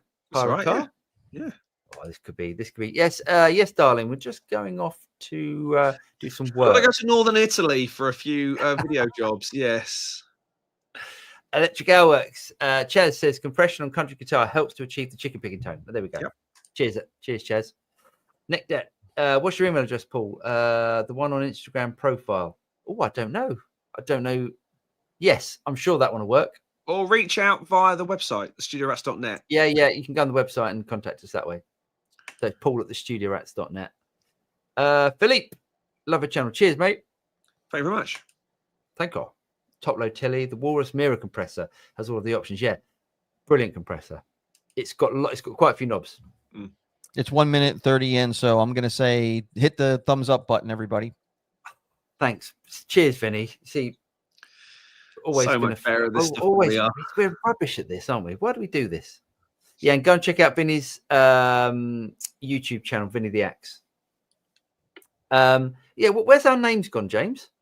We normally have our names, so people can see Vinny. No, they're there until you put the quotes in. I see. Okay, understand. Very slick. Electric Works. Chaz says, I have a 70s Electro Harmonix Big Muff Deluxe that has a Soul Preacher compressor built in. Wow. Oh my God, a Big Muff with a compressor. I mean, cool. It's a Big Muff just flattens everything everywhere. Anyway, wow. And the compressor's just going to make it louder. Yeah. I bought this for my Gilmore tone. Oh, what's that? Oh, that's cool. Is that like a Big Muff? Yeah. It's a proper Big Muff. It's well built and it sounds superb. I've got a Big Muff. It's built like a pile of shit. My Big Muff's terrible. It's actually died, I think. Yeah. It needs it's the switch. The switch is a terrible. I mean, for God's sake, why can't that guy just sort that out? You run this into an overdrive, set mild, and it's the tone, man. Some delay and you're there. Yeah. Oh, great. I need to try that. Yeah. Willie says, phaser like a lady, always in the front. Yes. I phrased that like a lady. I just got that. Hold on. I think Willie might need to experiment a bit more, if you know what I'm saying. He's not called Willie for nothing. Gary Westcott, what is your go-to compression pedal? I have the orange compressor. Yeah, I think it's really good. There's a natural sound to it. Mine is the Keeley Compressor Plus. Only because I haven't got one yet. For me, it'll be either the Keeley or it would actually be the CS, the Compressor Sustainer, because it does that jazz tone so well. This is my just so high. It's just so. Yeah, this is my favorite one. That's nice. That's the. I was about to say that's the PRS, isn't it? Yeah. Yeah, you don't see those pedals anymore. It's weird, isn't it? Yeah, it's built well, and it sounds good. It's got a very good, like very not noisy. Hasn't got a mix control, has it? No, that's the only part about it. So obviously, it could get noisy if you put it really high, but it's set conservatively. It's nice. Still, the best compressor pedal I've ever tried was the Dark Glass, the bass compressor. Oh my God, that thing's good. I mean, it's studio compressor level in a pedal. Studio quality in a pedal. Amazing. Nice. Willie says Strymon Compadre is my compressor of choice. If anyone's wondering, nice. Everyone was wondering, Willie. We were, yeah. Will, hey guys, had a question about live tone versus bedroom tone. Have you noticed the need to dial back the treble high mids when turning a tube amp up to gig levels to make it easier to play? Well, that's interesting. Why? Because it gets spiky. Have you noticed the need to dial back treble and high mids? Normally, I'd say the opposite. I was going to say normally it's the opposite, right? Yeah, because normally when you turn it up really loud, the speakers are getting more power and the more low end is introduced. Yeah, and you're also getting that mids and low mids, and you're getting that nice sort of compression that's squashing those. Yeah, isn't that weird? Which is generally why when you turn a valve amp down, they sound crap because they're all thin and top endy. Yeah. So no, we haven't done quite the opposite, in fact. Pet says I tried to watch Sambora interview with Billy Corgan. How good have you been watching those Billy Corgan interviews? He's brilliant.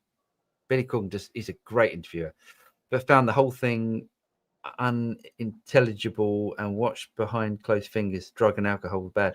Yeah, bless Richie Sambora. I mean, he was great, wasn't he? If you want to see how two people who had it all have fallen out, watch Thank You and Good Night, which is the John Bon Jovi rockumentary that's on. I think it's either on Prime or on. I think it's on Prime. Is it your missus that's a big John Bon Jovi fan? Is it your missus? Massive John Bon Jovi fan. Yeah, I thought it was. Yeah. But it's a really interesting watch to see how two people who were best friends had it all and then fell out in a really big way. Shame. Philippe just got a Boss Katana 100 Gen 3. Nice. Been trying to get a nice clean country patch, but I can't get it to be 100% what I want. Do you guys have any presets that I can check out on the Gen 3? I think I might have I done some presets for Boss. There's a Gen 3 on the Tone Exchange. There's a Gen 3 pack. Is there? Yeah, I'm sure. Not on our website. Is there? You sure? So yeah, just you're gonna need to deep dive in Philip a little bit and connect it to your computer and then just dial in some of those compressor tones.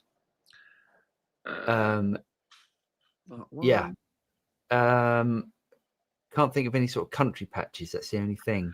There's only Mark 2s. Yeah, Mark 1 and Mark 2. Yeah, but I might have done a Gen 3. I can't remember if Boss asked me to make one on the Tone Exchange. Have a look on there first. Yeah. There's definitely some up there. Keith, there's a whole bunch of software solutions for online collaboration and jamming. Many are completely free. Nice. There we go. Tim just purchased that.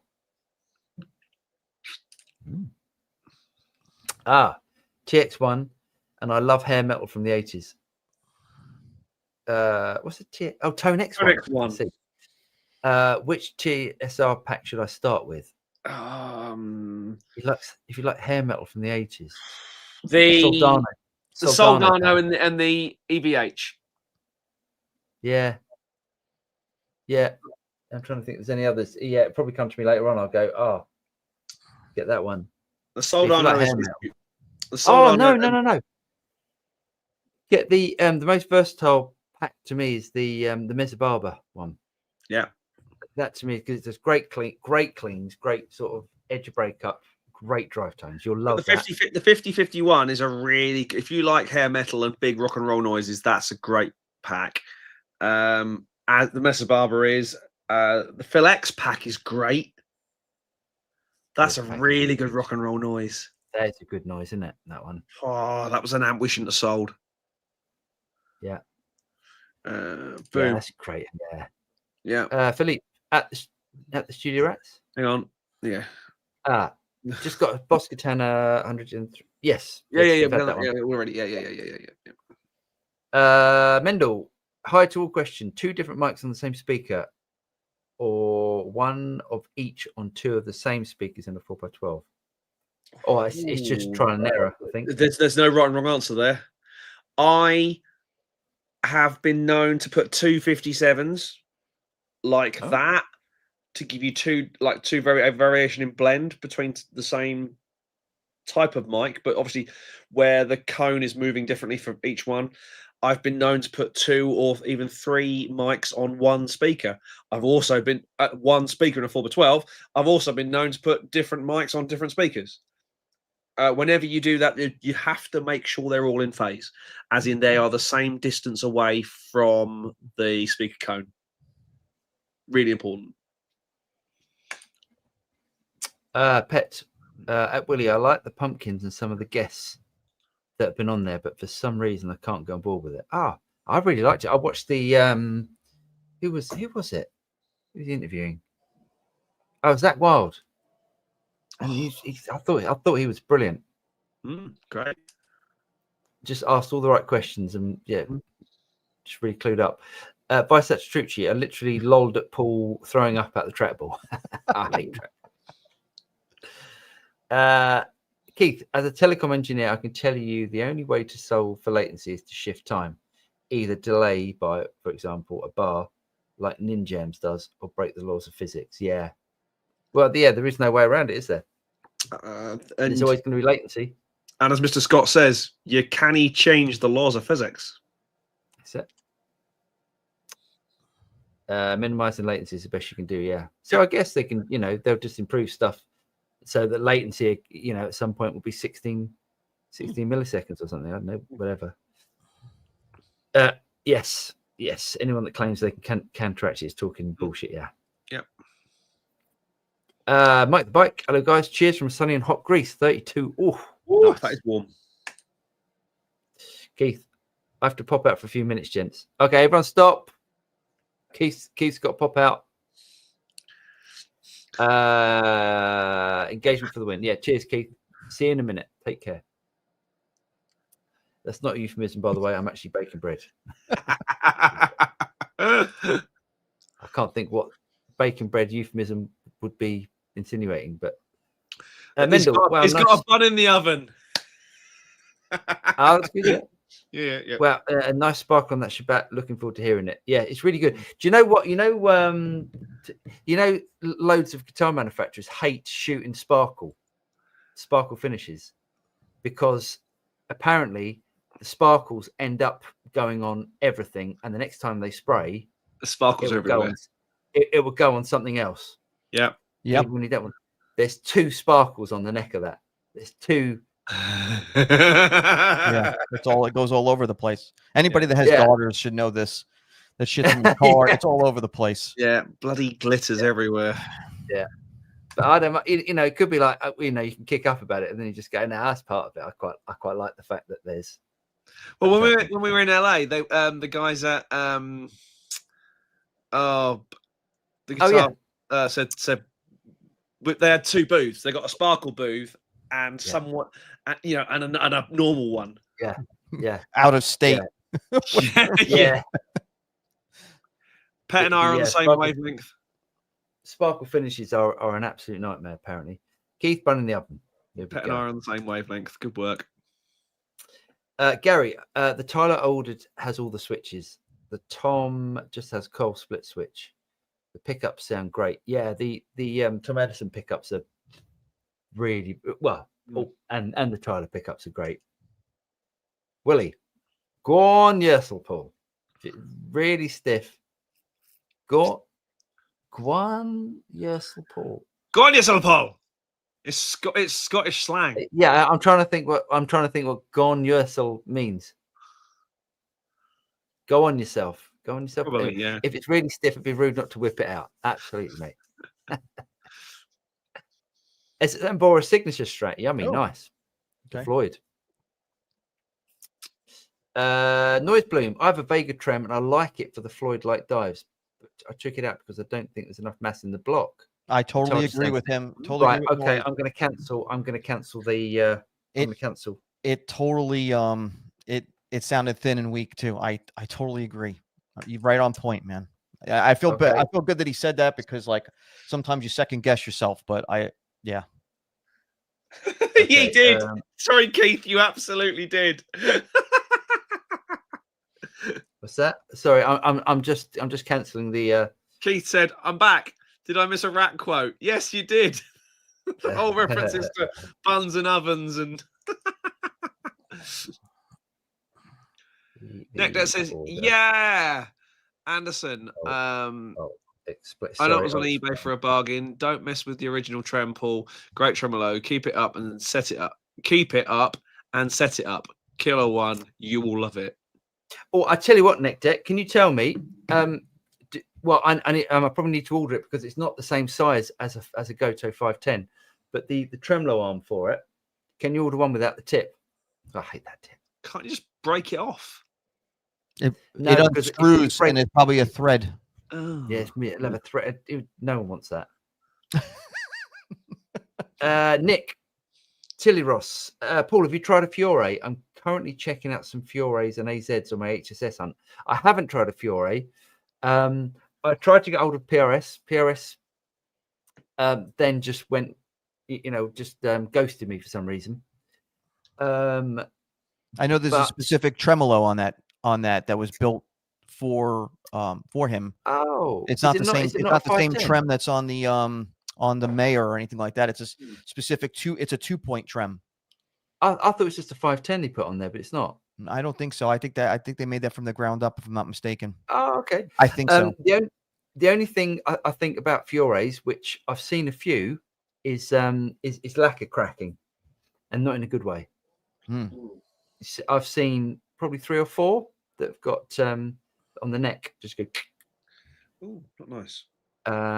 So yeah, I never think that's a good thing, but it's supposed to be great guitars. Jeff, feel-wise, the Vega trem can't be beaten. I have 6 of them and I love them. Oh, interesting. But I also agree with every one of Vinny's criticisms. You need to try it, see if you can overcome the downsides. I'm not. If it affects the tone, I'm not interested.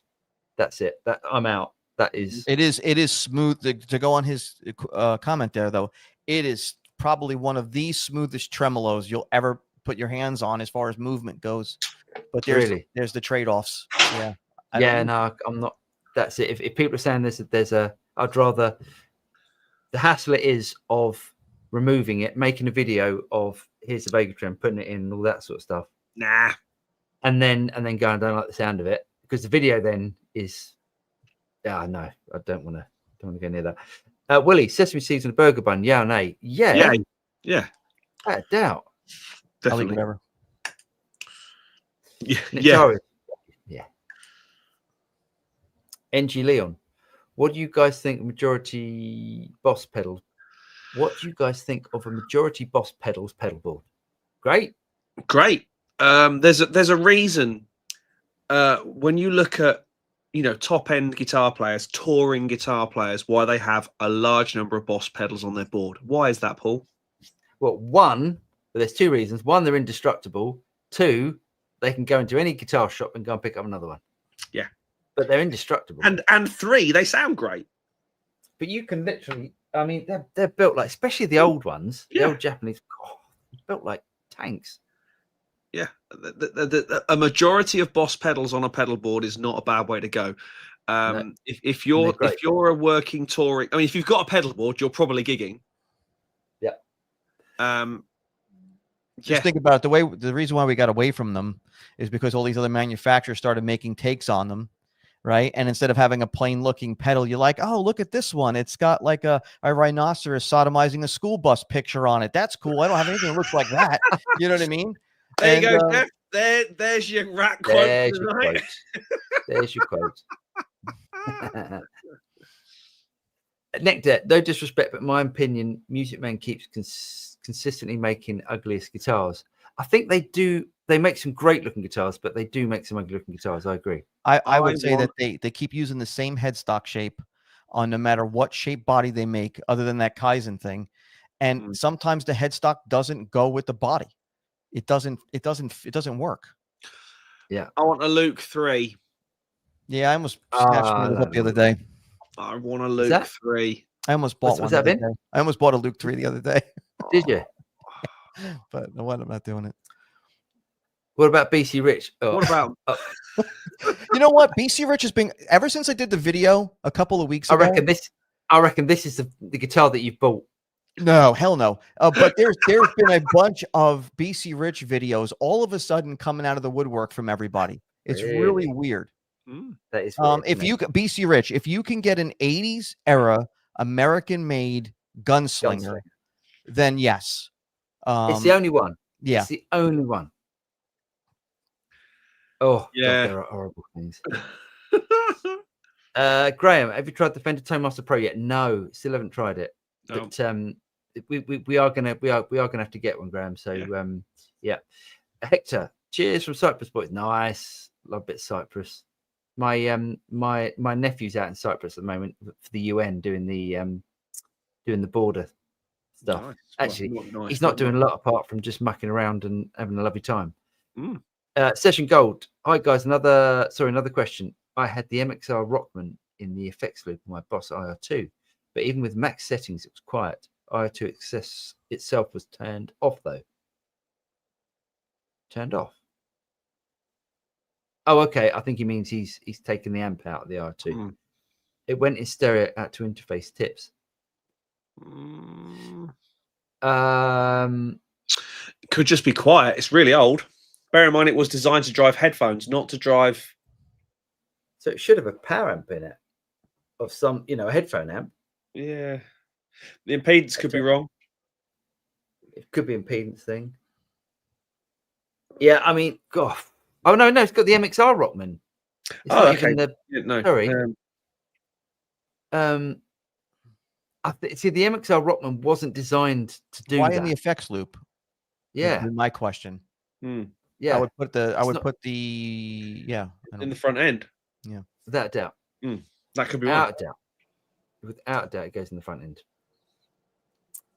Off, you mean bypass, not powered? Yes, I think that's what you meant. Yeah. Hector, I'm 100% with Behringer on the Klon debate. I don't even care if they copied the name on top of everything else. I have no issue with that. Bill Finnegan is a joke of a businessman. Sorry, not sorry. Well, yeah, but if you have something, and if you've got some intellectual property that you own, it's the same. It's the same debate that really pisses me off with the whole Gibson thing. People go, oh well, Gibson charge, £5,000 for a guitar, so I don't care if Gibson do that. It's stealing. It's that's what it is. It's stealing. So it's wrong.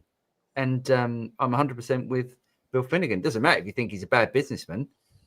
I actually don't think the guy's a bad businessman. He completely agrees that the price of his pedals is none of his doing.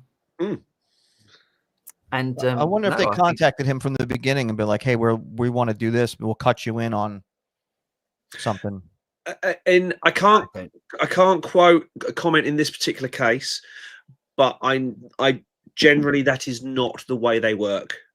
Yeah, that's what they should do. That is, and also I don't think Bill Finnegan would say, "Oh yes, Behringer, that sounds like a great idea." I don't think he would. He's trying to protect his brand, and these pedals are worth a lot of money. You know, it doesn't matter what's inside it, whether you think it's, you know, it's got £2.50's worth of electronics. It's still, you know, they're worth a lot of money. Complete this word using only 2 letters. Piss.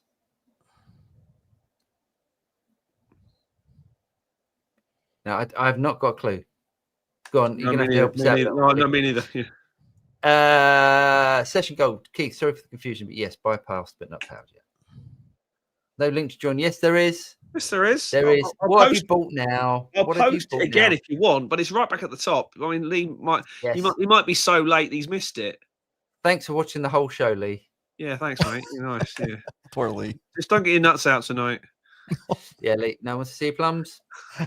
Bruno, looking for a MIDI cable delay pedal. Seriously considering the Boss DD200. Thoughts? Yes, the DD200 is great. Yeah. It's quite fiddly to use, but it's very good. Thoughts? Anything else you could recommend? MIDI delay pedal. Strymon. Yeah, without a doubt, that's probably the king of it. The king of them, isn't it? What about the clock? The Clockworks, is that MIDI? It's not MIDI. Not MIDI.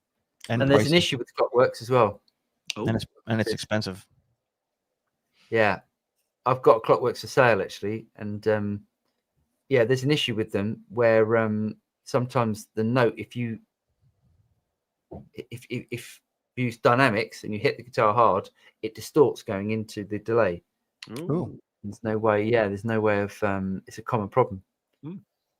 Hello, mate. He said, "Evening from another travel splodge. Hope all is well, chaps, and you, mate." there's probably the hardest working man in rock and roll right now. Yeah, he's working hard. Session Gold Blue Note. If you like stereo delays, I'd recommend Source Audio Collider or their delay Ventris as ADT. Stereo. So ADT is delay track. So automatic double tracking. Stereo mono routing series parallel. Nice. Yeah. Sounds complicated. Graham says Sambora's solo album "Stranger in This Town" back in the 80s was decent too. It was good. Yeah, it was a brilliant album because it had lots of cool people on it, and Clapton was on it, and Clapton was just mwah. Yeah, and don't you think Richard Sambora's voice was better than John Bon Jovi's voice? So much better. Back in the day. Such a great singer. He just didn't have the look. No, he wasn't as pretty. Yeah. Jeff says, Tim Pierce says the Boss CP1X is his favorite compressor. How would the Boss compare to the Keeley? Yes, so the CP1X I've got one there. No. Yes, it's great. Yeah. The Keeley, so the CP1X is a digital pedal. I think it's got an X on it, which means that's their digital pedals. The Keeley and the PRS are analog, and the Keeley's got has got a blend controller. Yeah. And I got one of those little mini Keeleys that came out not too long ago. Oh yeah. What's that one? Oh, look at that. Has that got an internal trim pot for mix? You know what? I don't even know. I used it a couple of times. I'm not like a big user of compressor, and you have to kind of really know what you're doing. You need to get one with a mix control, mate. It's game changer. They're trying to mix themselves. Boom. Chileno. That's a cool name. 1 amp, 1 guitar. What's your choice? Good question. A Gibson 335 into a JCM 800. Oh, nice. Vinny?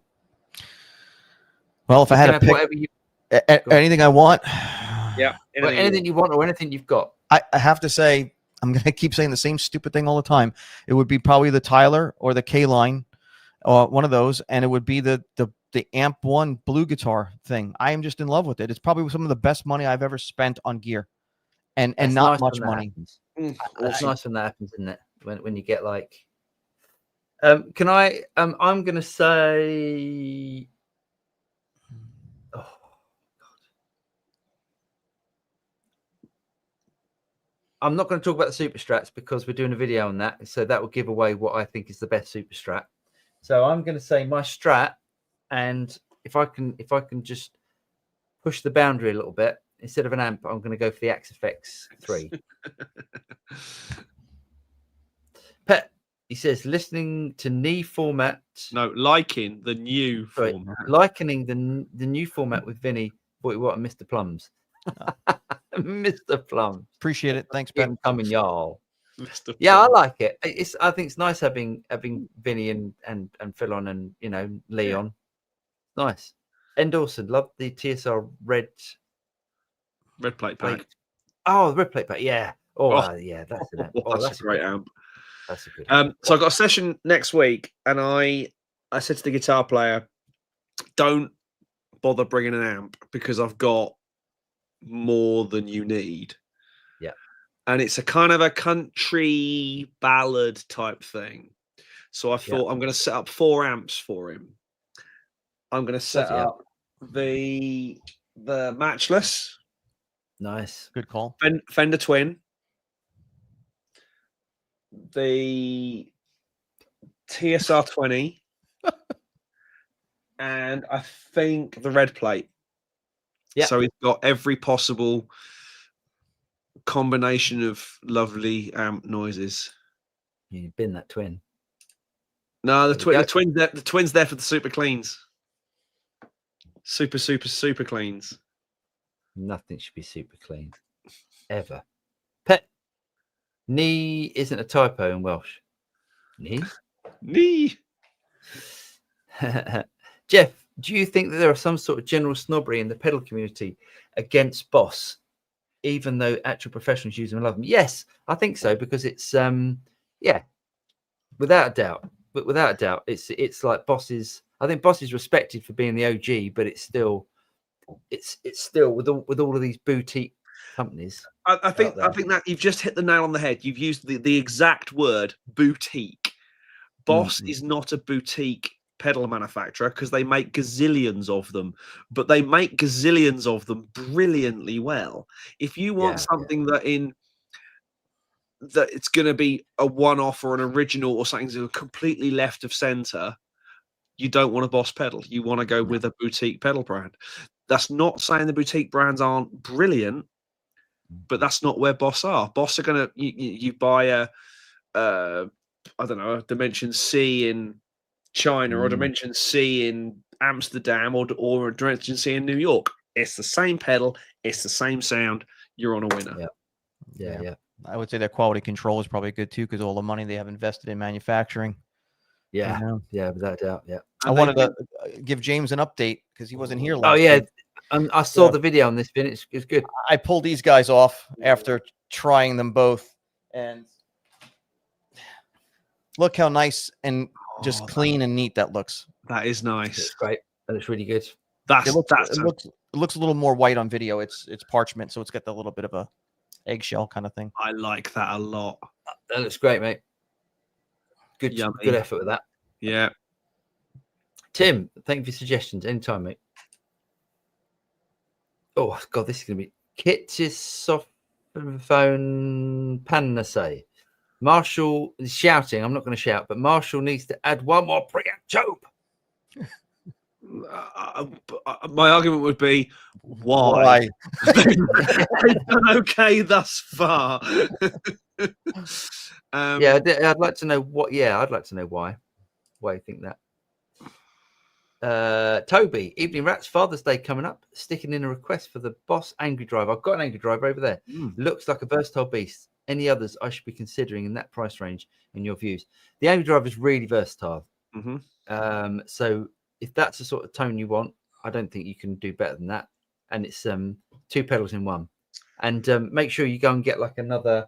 You can put a remote switch in it as well, so you can switch. If you can get like a little foot switch. Yep. And it will go between the two. Well, you can set it up to do different things, but you can have basically two separate pedals. That's the Blues Driver and the Angry Charlie, right? Yeah, that's the one. Yeah, nice. Yeah, I like that. I like that a lot. I must admit, I'm still only scraping the surface of what that Chase Bliss will do. Yes, that's great. That's a really good. Any feedback on the Nobles, Paul? Sorry, any feedback on the Nobles? Yeah, it's great. Yeah, I really like it. Yeah, it's Yeah, definitely my sort of thing. Have you set it with the standard Nashville setting yet and just used it on everything? Oh, I didn't know there was a standard. I'll have to have a look at that. Yeah, just go for the Nashville setting, and all of a sudden you'll go, okay. This is why they all have one on their boards. Oh, interesting. Yeah. I will have a look at that. Yeah. P1, suggestions for removing amp hum on recordings from loud mic'd up cabs. Yeah, noise gate. So it's the noise gate is introduced, or you're cutting out all the noise in between when the guitar's playing. You shouldn't really hear the hum when the guitar's playing, because the guitar should be much louder than the hum. If the hum's louder than the guitar, that's an issue, I would say. That's an amp problem. If you have already done the recordings and there is amp hum, there is some software by Isotope called RX, which will basically, you feed it with a sample of hum. You train it with some hum, and it will remove that hum from your audio track. And it How well is it? Really, really, really good. It does it well, yeah? To the point where you'd go, hang on a second. Oh, really? Yeah, it's genius. Is that good? Wow. RX is not a cheap investment, but if you do a lot of recording, you'll wonder how you ever recorded without it. And also, they do a demo. They do a demo period, so download it. Yeah. Get your stuff fixed, and then hopefully, you won't need it. It's genius. So Isotope RX. I mean, other than that, you could pay for someone, to do James, it for you. For instance. Yeah. Who has been trained by Isotope to do it. So yeah, that's true. Yeah. Herbert Fireside, happy Wednesday, gentlemen. Thank you for always having very professional, regular program and very informative videos. Oh, thanks, mate. We do our best. Where's Lee? I want Lee to come on. I want to know what Lee's bought now. Mike the Bike bought a Fender Malmsteen Strat. New at a bargain price, €1,600. That's good. Wow. Mike, did you buy that off of Reverb? Because I saw it and I almost snatched it myself. It's euro, so that's euro. Oh, yeah. Somebody had one for around the same price. It was like mint. Oh, wow. It is amazing if you get used to the scallop neck. Pickups are great. Yeah, I mean, those Malmsteen pickups are the DiMarzios, aren't they? No, they're Seymour Duncans now. He jumped from DiMarzio to Seymour Duncan, and I've had both, so I can speak to the difference. Mm-hmm. It's like when he used to have the DiMarzios, you would have to kick in. I know he used the DOD 250 and he's got his own stuff or whatever, but whatever. Let's say you got a Tube Screamer, one of those things. Let's say you kick it on and it's pushing the Marshall, right? And you get to that level of drive that you like. Mm-hmm. Yeah. When you use the Seymour Duncan variant pickups, you're getting to the same level of gain without the pedal engaged, if that makes any sense. Oh, wow. So there's more liveliness and there's more of like an output to the Seymours than there is the DiMarzios. It's really amazing to hear the difference, because like I said, I had both. Have you had two Malmsteen Strats, or you bought the pickups? Yeah, I had 3 actually. What Malmsteen Strats? Yeah, I had one time. Oh, did you like the scallop neck?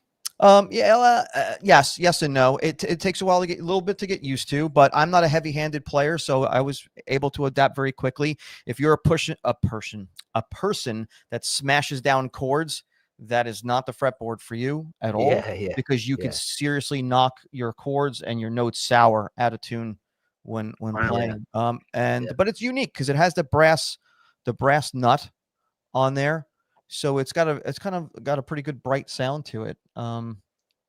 They come with strap locks, the internal ones, the Dunlop strap locks. So instead of the pegs sticking out, they're actually drilled inwards. Nice. Pressed in. It's kind of cool. Roller bridge and nut in tune, shouting, "Roller bridge and nut equals in tune."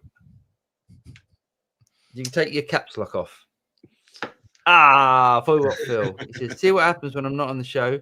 Rhinoceros is making questionable advances on school buses. It's true.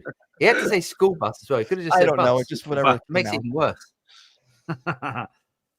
Basil, if you can get a good tone out of Boss, the problem is definitely you, not the pedal. If you can't get a good tone out of Boss, the problem is definitely the pedal. Definitely you, not the pedal. Yes, agreed. Toby, picking up the ToneMaster Pro Q. Have one and glad to hear you're looking into it. Good Time now is properly updated since launch and more functionality. Interested to hear what you think.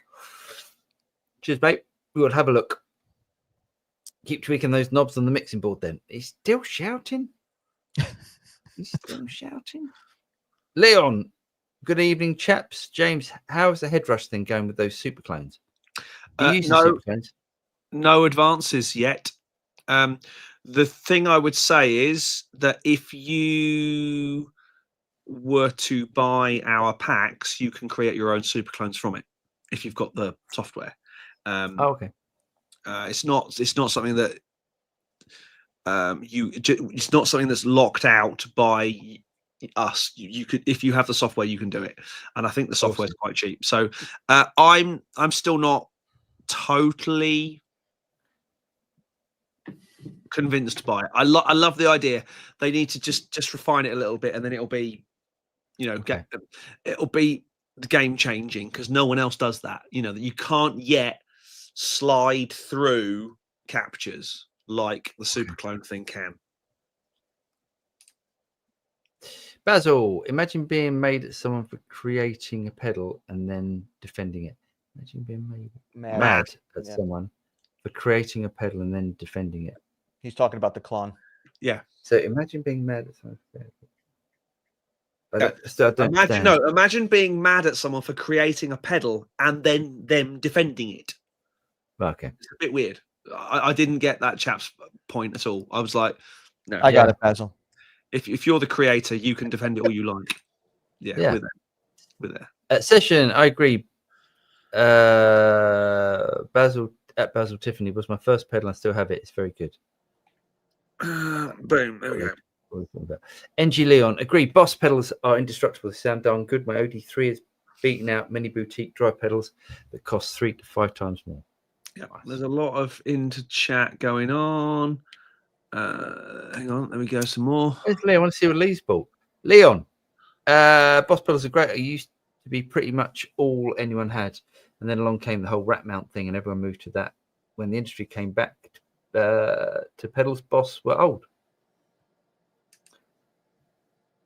Bruno, IMO, Boss shouldn't make multi-effects pedals as there are normal pedals are so good. When they do multi-effects, they have to dumb them down and then you're left disappointed. Interesting. Boss GT1000 core owner, I'm quite disappointed with it. Oh, interesting. Jeff, you're going to need an advisory warning if Vinny's going to talk about rhinoceros sodomizing a bus and then following up with comments like, I pulled these guys off.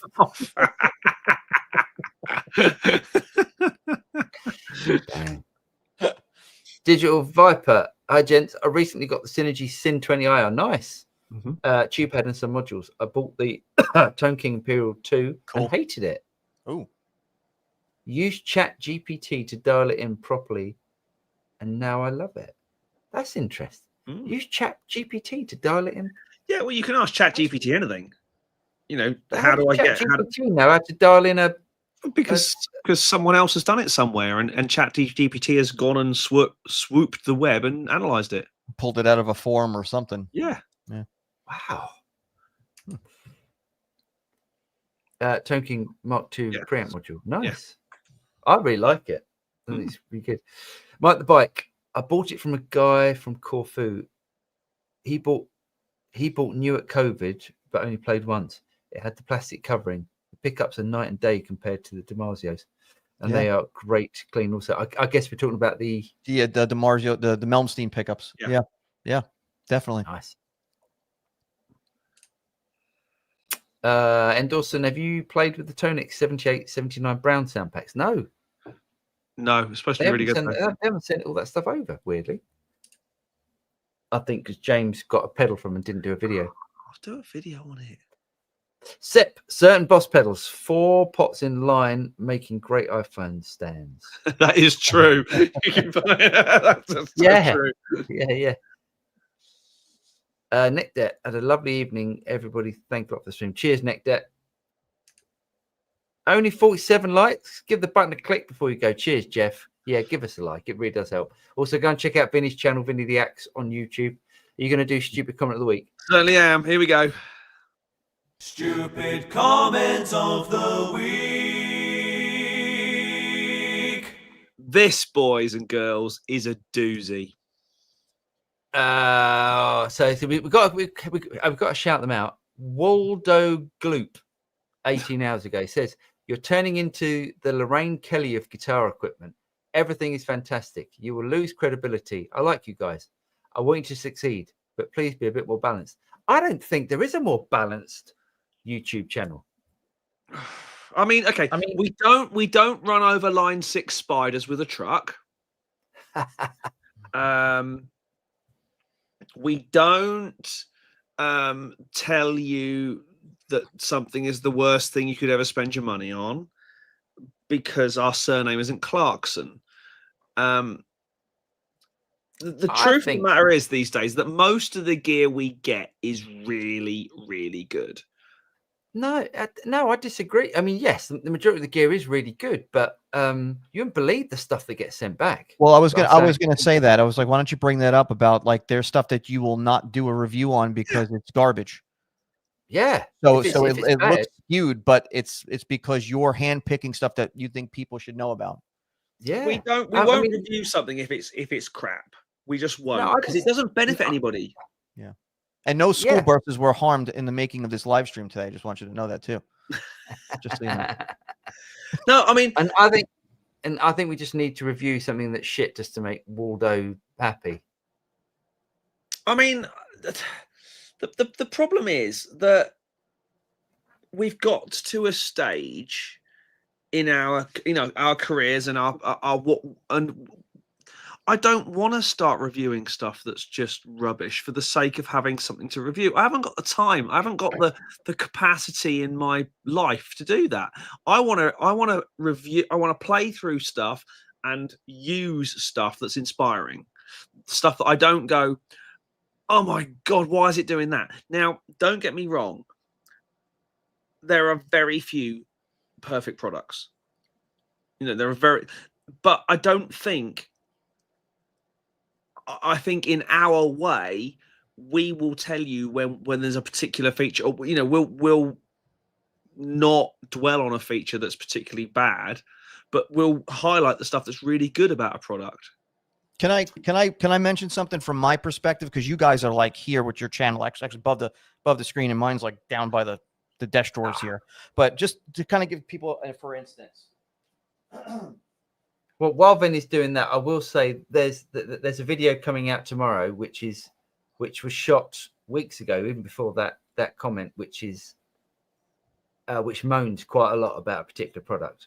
Right. Anyway, sorry, Vinny. So a buddy of mine lent me this pedal, a good friend of mine. He said, "Hey, why don't you do a review on this?" So he dropped it off. It's one of those pedals you get off of Amazon. Maybe some people own it, they love it, whatever. I saw that it had like 33 reviews, a lot of them not so hot. And the thing is noisy. And for me, even though I'm retired, time is money, and I wasn't going to waste 5 hours of editing footage and everything and filming this for 16 views on YouTube. So therefore I didn't do it. So even if you look at it from a microcosm on my channel, this could have been possibly a negative review that nobody will ever see because I'm not going to do it. Am I making any sense with that? Like trying to, there's no point in making the effort of making a video on something you don't like. Yeah. Because what's the point? Yeah. If for example, I mean, the reason we haven't bought a Fender Tone Master Pro yet is because neither of us thought it was ready. I think the internet loves controversy. It likes people saying this is crap. Yeah. And there are channels that thrive off of that. There's channels that thrive off of that too. I don't know what I actually think. If you did that video and you were completely honest about it, I think it would actually do pretty well. You'd get slated though. You'd get absolutely slated. I don't think you would. I mean, if you're because the people who have bought it and love it, we all know this from through confirmation bias. If you and I say that's true, the whatever is phenomenal, or say that the pedal Z is absolutely a piece of poo, and 10,000 people have bought pedal Z and they love it, they are the ones who go, "You're wrong. You have no idea." Oh yeah. Well, the thing with this is nobody's even looking this thing up. So it's like the chance of somebody even find, like, nobody cares. So it's like, it was one of those things where I even told my buddy, like, thanks, but I just don't want to waste a day, making a video on that, I make enough videos that nobody watches already. So, well, and then on the other end is when I did a video on all the Nobles, and I just had them all stacked together, and I was just going from one to the other so people could hear the tonal differences.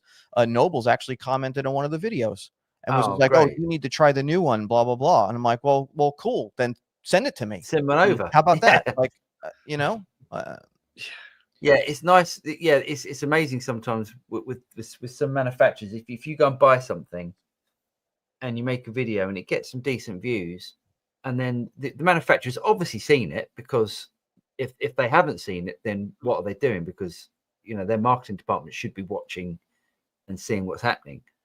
And they don't even comment, and it's just like, you don't even get like, "Oh, thanks for doing that, guys," or yes, I appreciate what you said, and we're gonna try and change that. Or one of the biggest videos on JTT on my channel is the video that Paul and I shot of the Spark live. Oh yeah, and we were, I think we were very fair about it. And one of the things that people say on the comment on the video is, it's really nice to see a really fair video. So if you want to see us being not harsh about a product, but being fair and actually being harsh on the marketing of that product, that was what that video was about, wasn't it? Where, Spark were giving it all that about it being the next greatest PA. And actually, it's just a really, really good,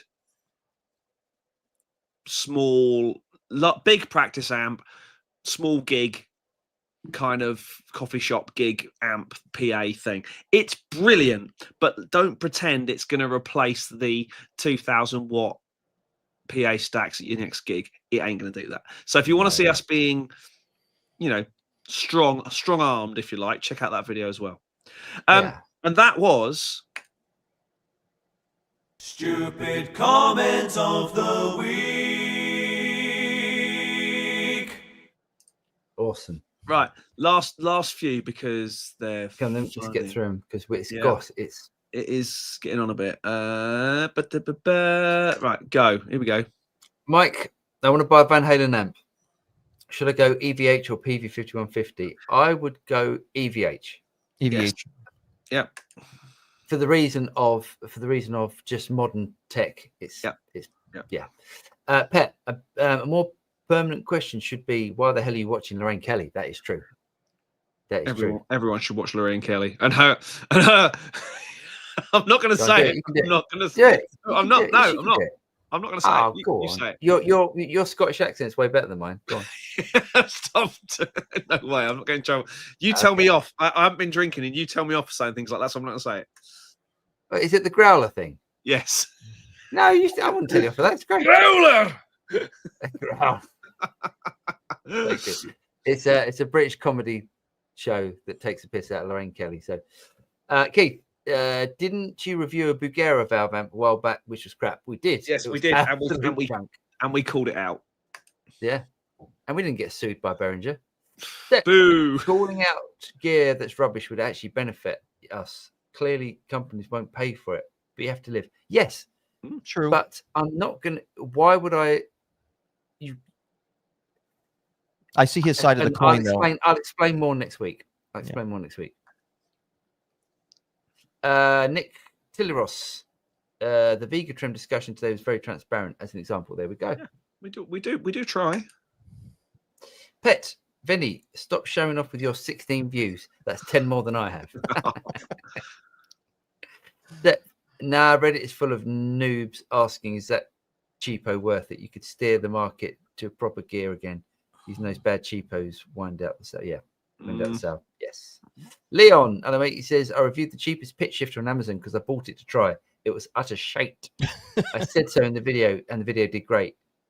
Had it been sponsored, I just wouldn't. So the vid. Yeah. I don't think you'd say something shite. You're trying to talk about the good thing. The thing about, okay, just because I think I don't like something, or James doesn't like something, or Vinny doesn't like something, doesn't mean that the rest of the world won't like it. So to say something's, the reason why we don't call stuff out is because something that I don't like, someone else might like. It doesn't mean that it's just not right. So why should I demo it for someone? Anyone who watches this show will know that Paul and I think each other have appallingly bad taste. And I'm right. We're there. We've pretty much got there. Thank you ever so much for joining us, everyone. Thank you once again for taking the chair last week, Vinny, and joining us this evening. It is always a pleasure to have you on, mate. Yeah, go and check out Vinny's channel, Vinny the Axe. It's well worth watching. Cheers. And we'll be back next week with what is next week? I'm sure there's something on. More of this guff. More of this stuff. I hope you had a great time. Please do keep liking, subscribing, hitting that bell. All the normal stuff. Please do send comments. I mean, all that stuff makes such a difference. I mean, you really don't know how much difference it makes. If you like the show, please comment. If you don't like the show, please comment anyway, because it doesn't know the difference. So yeah, people don't understand the algorithm really, like even with my channel, is just starting now to get pushed out to other people's feeds. Great. You know, because of people subscribing. Otherwise it doesn't go anywhere. So we'll see you next week for more of the same. And Lee, it's too late. Good night.